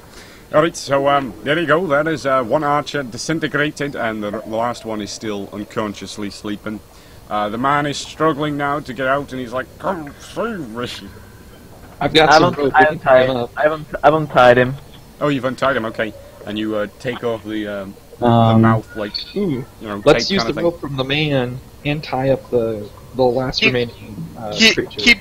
Yeah, I was gonna say, keep in mind the Grumite's probably only gonna be asleep for another, like, I don't know, Couple 15 seconds, yeah. whatever. Mm-hmm. Gunman, have And the you knife seen on Gunman around Anden's here? side. That's where the man says he let me say it again. He's an Imperial man, by the way. He has sort of a knightly bearing. I don't know, something about him that seems sort of noble. He says, Gunman, have you seen gunmen around here? Gunman. Were we going to pause here? oh, do you want me to pause right now and just end it there? No, let's get to a natural stopping point. Okay. Okay. Well, there you go. Who's Gunman? Who is Goodman? Oh, Gunman was my employer, telling me of this great forge of spells he located. and that's why we're here, of course, but... Well, Your I guess... employer. Forge of spells? What do you do for work? yeah, he was, I was essentially a mercenary, an escort of sorts. He was telling me of this great thing. Name's Hadelis Benelius. And he So bowed. how did you folks end up here? Oh, well, here in this cave we were taken by these Grumites. These beasts, I mean more the Shivering Isles. Oh, you mean this land of madness? Well, Gunman had paid me very well indeed to come along with him on this trek. I'm from Cyrodiil originally, and he contracted me, said he found something very interesting to him in the Shivering Islands, something that could get him in to see the Mad God, because he seemed so obsessed with the idea, but who was I to turn down payment? Do you have any idea of a way out of here? A way out of where? Way out of the Mad God's realm. Oh. I was hoping that you might. How long have you guys been here? Oh, only 2 days? In fact, where are the others? The others? It was just myself and Gunman. Okay, where's Gunman? Where's Gunman? I'm sorry. I don't know, He that's asked why I us asked that. you. Oh yeah. I wouldn't have asked you where Gunman is if I didn't know. I'm more curious. I asked him more about the. What do you say? Forge of spells? Yes, this forge of spells that Gunman was talking about. He said something about some sort of cave, some sort of mine of sorts, something that could forge weaponry and spells mighty enough to slay the gatekeeper, so that one must not have madness overtake them to enter the Isles. Who's the gatekeeper? Oh, the gatekeeper. A gigantic golem of flesh. Beastly foe. Cannot be harmed by normal means. And that's why Gunman searched for this forge of spells of sorts. He had a map. Wait, a map. We did find a map case with some initials on earlier. I suppose. Would that be Gunman? I suppose they might be. What is you know Gunman's last name? What was that? You know Gunman's last name? Why, yes, I do, but I forgot it myself. Do you guys remember what the initials were? That'd be GT. Gunman Timbermeyer. A short and stout Bosmer fellow.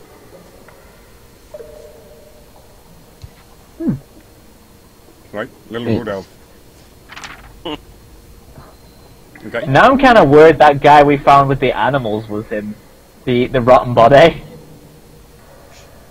Well, I don't know. He's had a hard night. Yeah, he has had a hard night.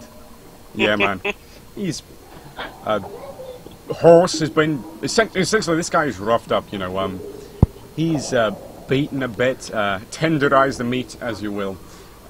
His horses were killed, you know, he's been dragged off on the dirt for however long it took to get over here, and now he's being cooked slowly. He was being cooked slowly over a fire.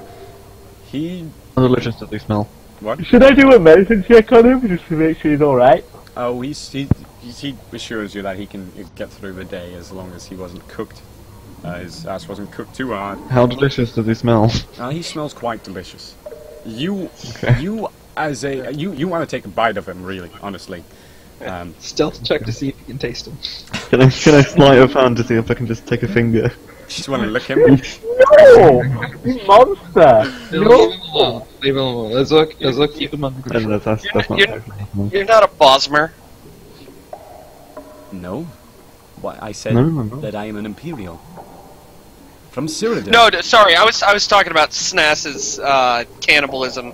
Yeah. Damn it. Well, you know, he's essentially telling you that, I'll just say it out here. Gunman Timbermeyer, apparently some short, stout Bosmer fellow, hired this man, Hadalus Bernelius, in Cyrodiil at some point as some sort of escort into the Isles to protect them. Obviously not very good at it. Yeah. I think we gathered all that. Yeah, and, you know, he's saying that Gunman is obviously not with him, so basically, you know, whatever. Well, yeah, we need to find Gunman. Or at least that's what he says. Do you know what happened to the map? The map. No, not at all. They must have just looted everything. Could have gone anywhere. Was it these creatures that looted you and took everything from you? Yes, but apparently they adhere to some higher power. Still in this Maybe the shaman has the map then. No, Oh, yeah, the can I shaman, search The the shaman shaman? is a pawn. He's not the ruler. It's not the ruler. Do you know anything about this higher power? Oh, only that There's I know no one it of all still religions? dwells in this cavern. They're here in the cave. Yes. Well, we can interrogate the other grummy that we had for Yeah, and information. he's like, the other because, Grummite is like, trying to get out. I smack him in the head. I just like tap him in the head when I quarter step him to shut up. Right, and Hadalus is just gonna like take a seat down, take a breather. He's sort of roughed up a bit, you know. He's not feeling too well. He's roughed up. I've got a bloody sword in my bloody side.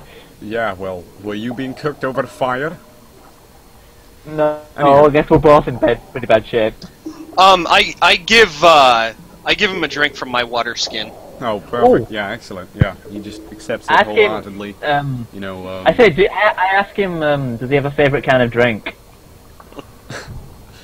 Well, I'm going somewhere with this. I am going somewhere I with this. suppose I'm quite partial to Cyrodiilic brandy.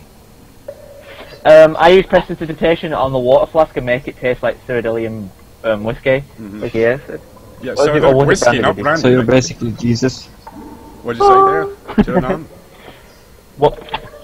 Yeah, he accepts it. He loves it. You know, reminds him of home, that sort of thing. And he's beginning. He sort of sees that you guys are quite able, and you seem to be quite a good group of fellows. At least that's what he sees. He's Except for the warlock sadistic maniac over here. Zikia. Yeah. Hey, Zikia gets the job done. He might be a bit ruthless, but he's very loyal to the group. Yeah, I'd say so. He's merciless. Very efficient. So your Grummite over there is sort of like that sort of thing. Okay, I'll waddle over and sort of do they have hair or like feathers No, or something? they don't have hair, but they do have sort of fin type They thing. have like horns or something? Yeah. Also, I the don't mean to ground so I break can it put his head up and be like, Tell me everything. I everything. actually have to get going soon. Quick, play him music Okay, and you're gonna have charm to him get to going get to soon? play what you want. Alright, well, Yeah. do you want to just stop here or get this over with interrogation, Zikia? Yeah, I don't have the time for Okay, interrogation. that's fine. Alright. So, Alright, we'll cut it here. alright, no problem. Thank you all for coming this week to the Isles of Shivering. We are planning on doing it every Saturday, every week, same time. Should be great fun, I think. Great fun indeed. So far, I'm glad you didn't blow through all of my content immediately. I want your guys' opinion so far. What did you think? Did you feel that there could Loving be it. some This improvement? is pretty awesome. Yeah, I thought it was fun. Especially because this will probably be the hardest week that we have now that everyone's a little more familiar with the system and they're not asking how do I pick things up. Yeah. That was funny. Yeah. How do I pick it up? Yeah. Do I have to roll to pick it up? Stop working! I hit the head. But no, this has been fun, so I'm looking forward to next week. Thank Do you, we still have Taz. the- Thank you so very much for the follow. I really appreciate Yeah, it. it's good Are we having able- someone positive in here. Yeah. Are we able to do an extra play game maybe on Wednesday, if it's alright? What'd you say? Are we able to have extra sessions? at all? I'm planning Maybe on, like now that this one has gone pretty well, I'm planning on doing some sort of extra, maybe a different campaign with maybe I'll just run it off a module so I don't have to prepare too much.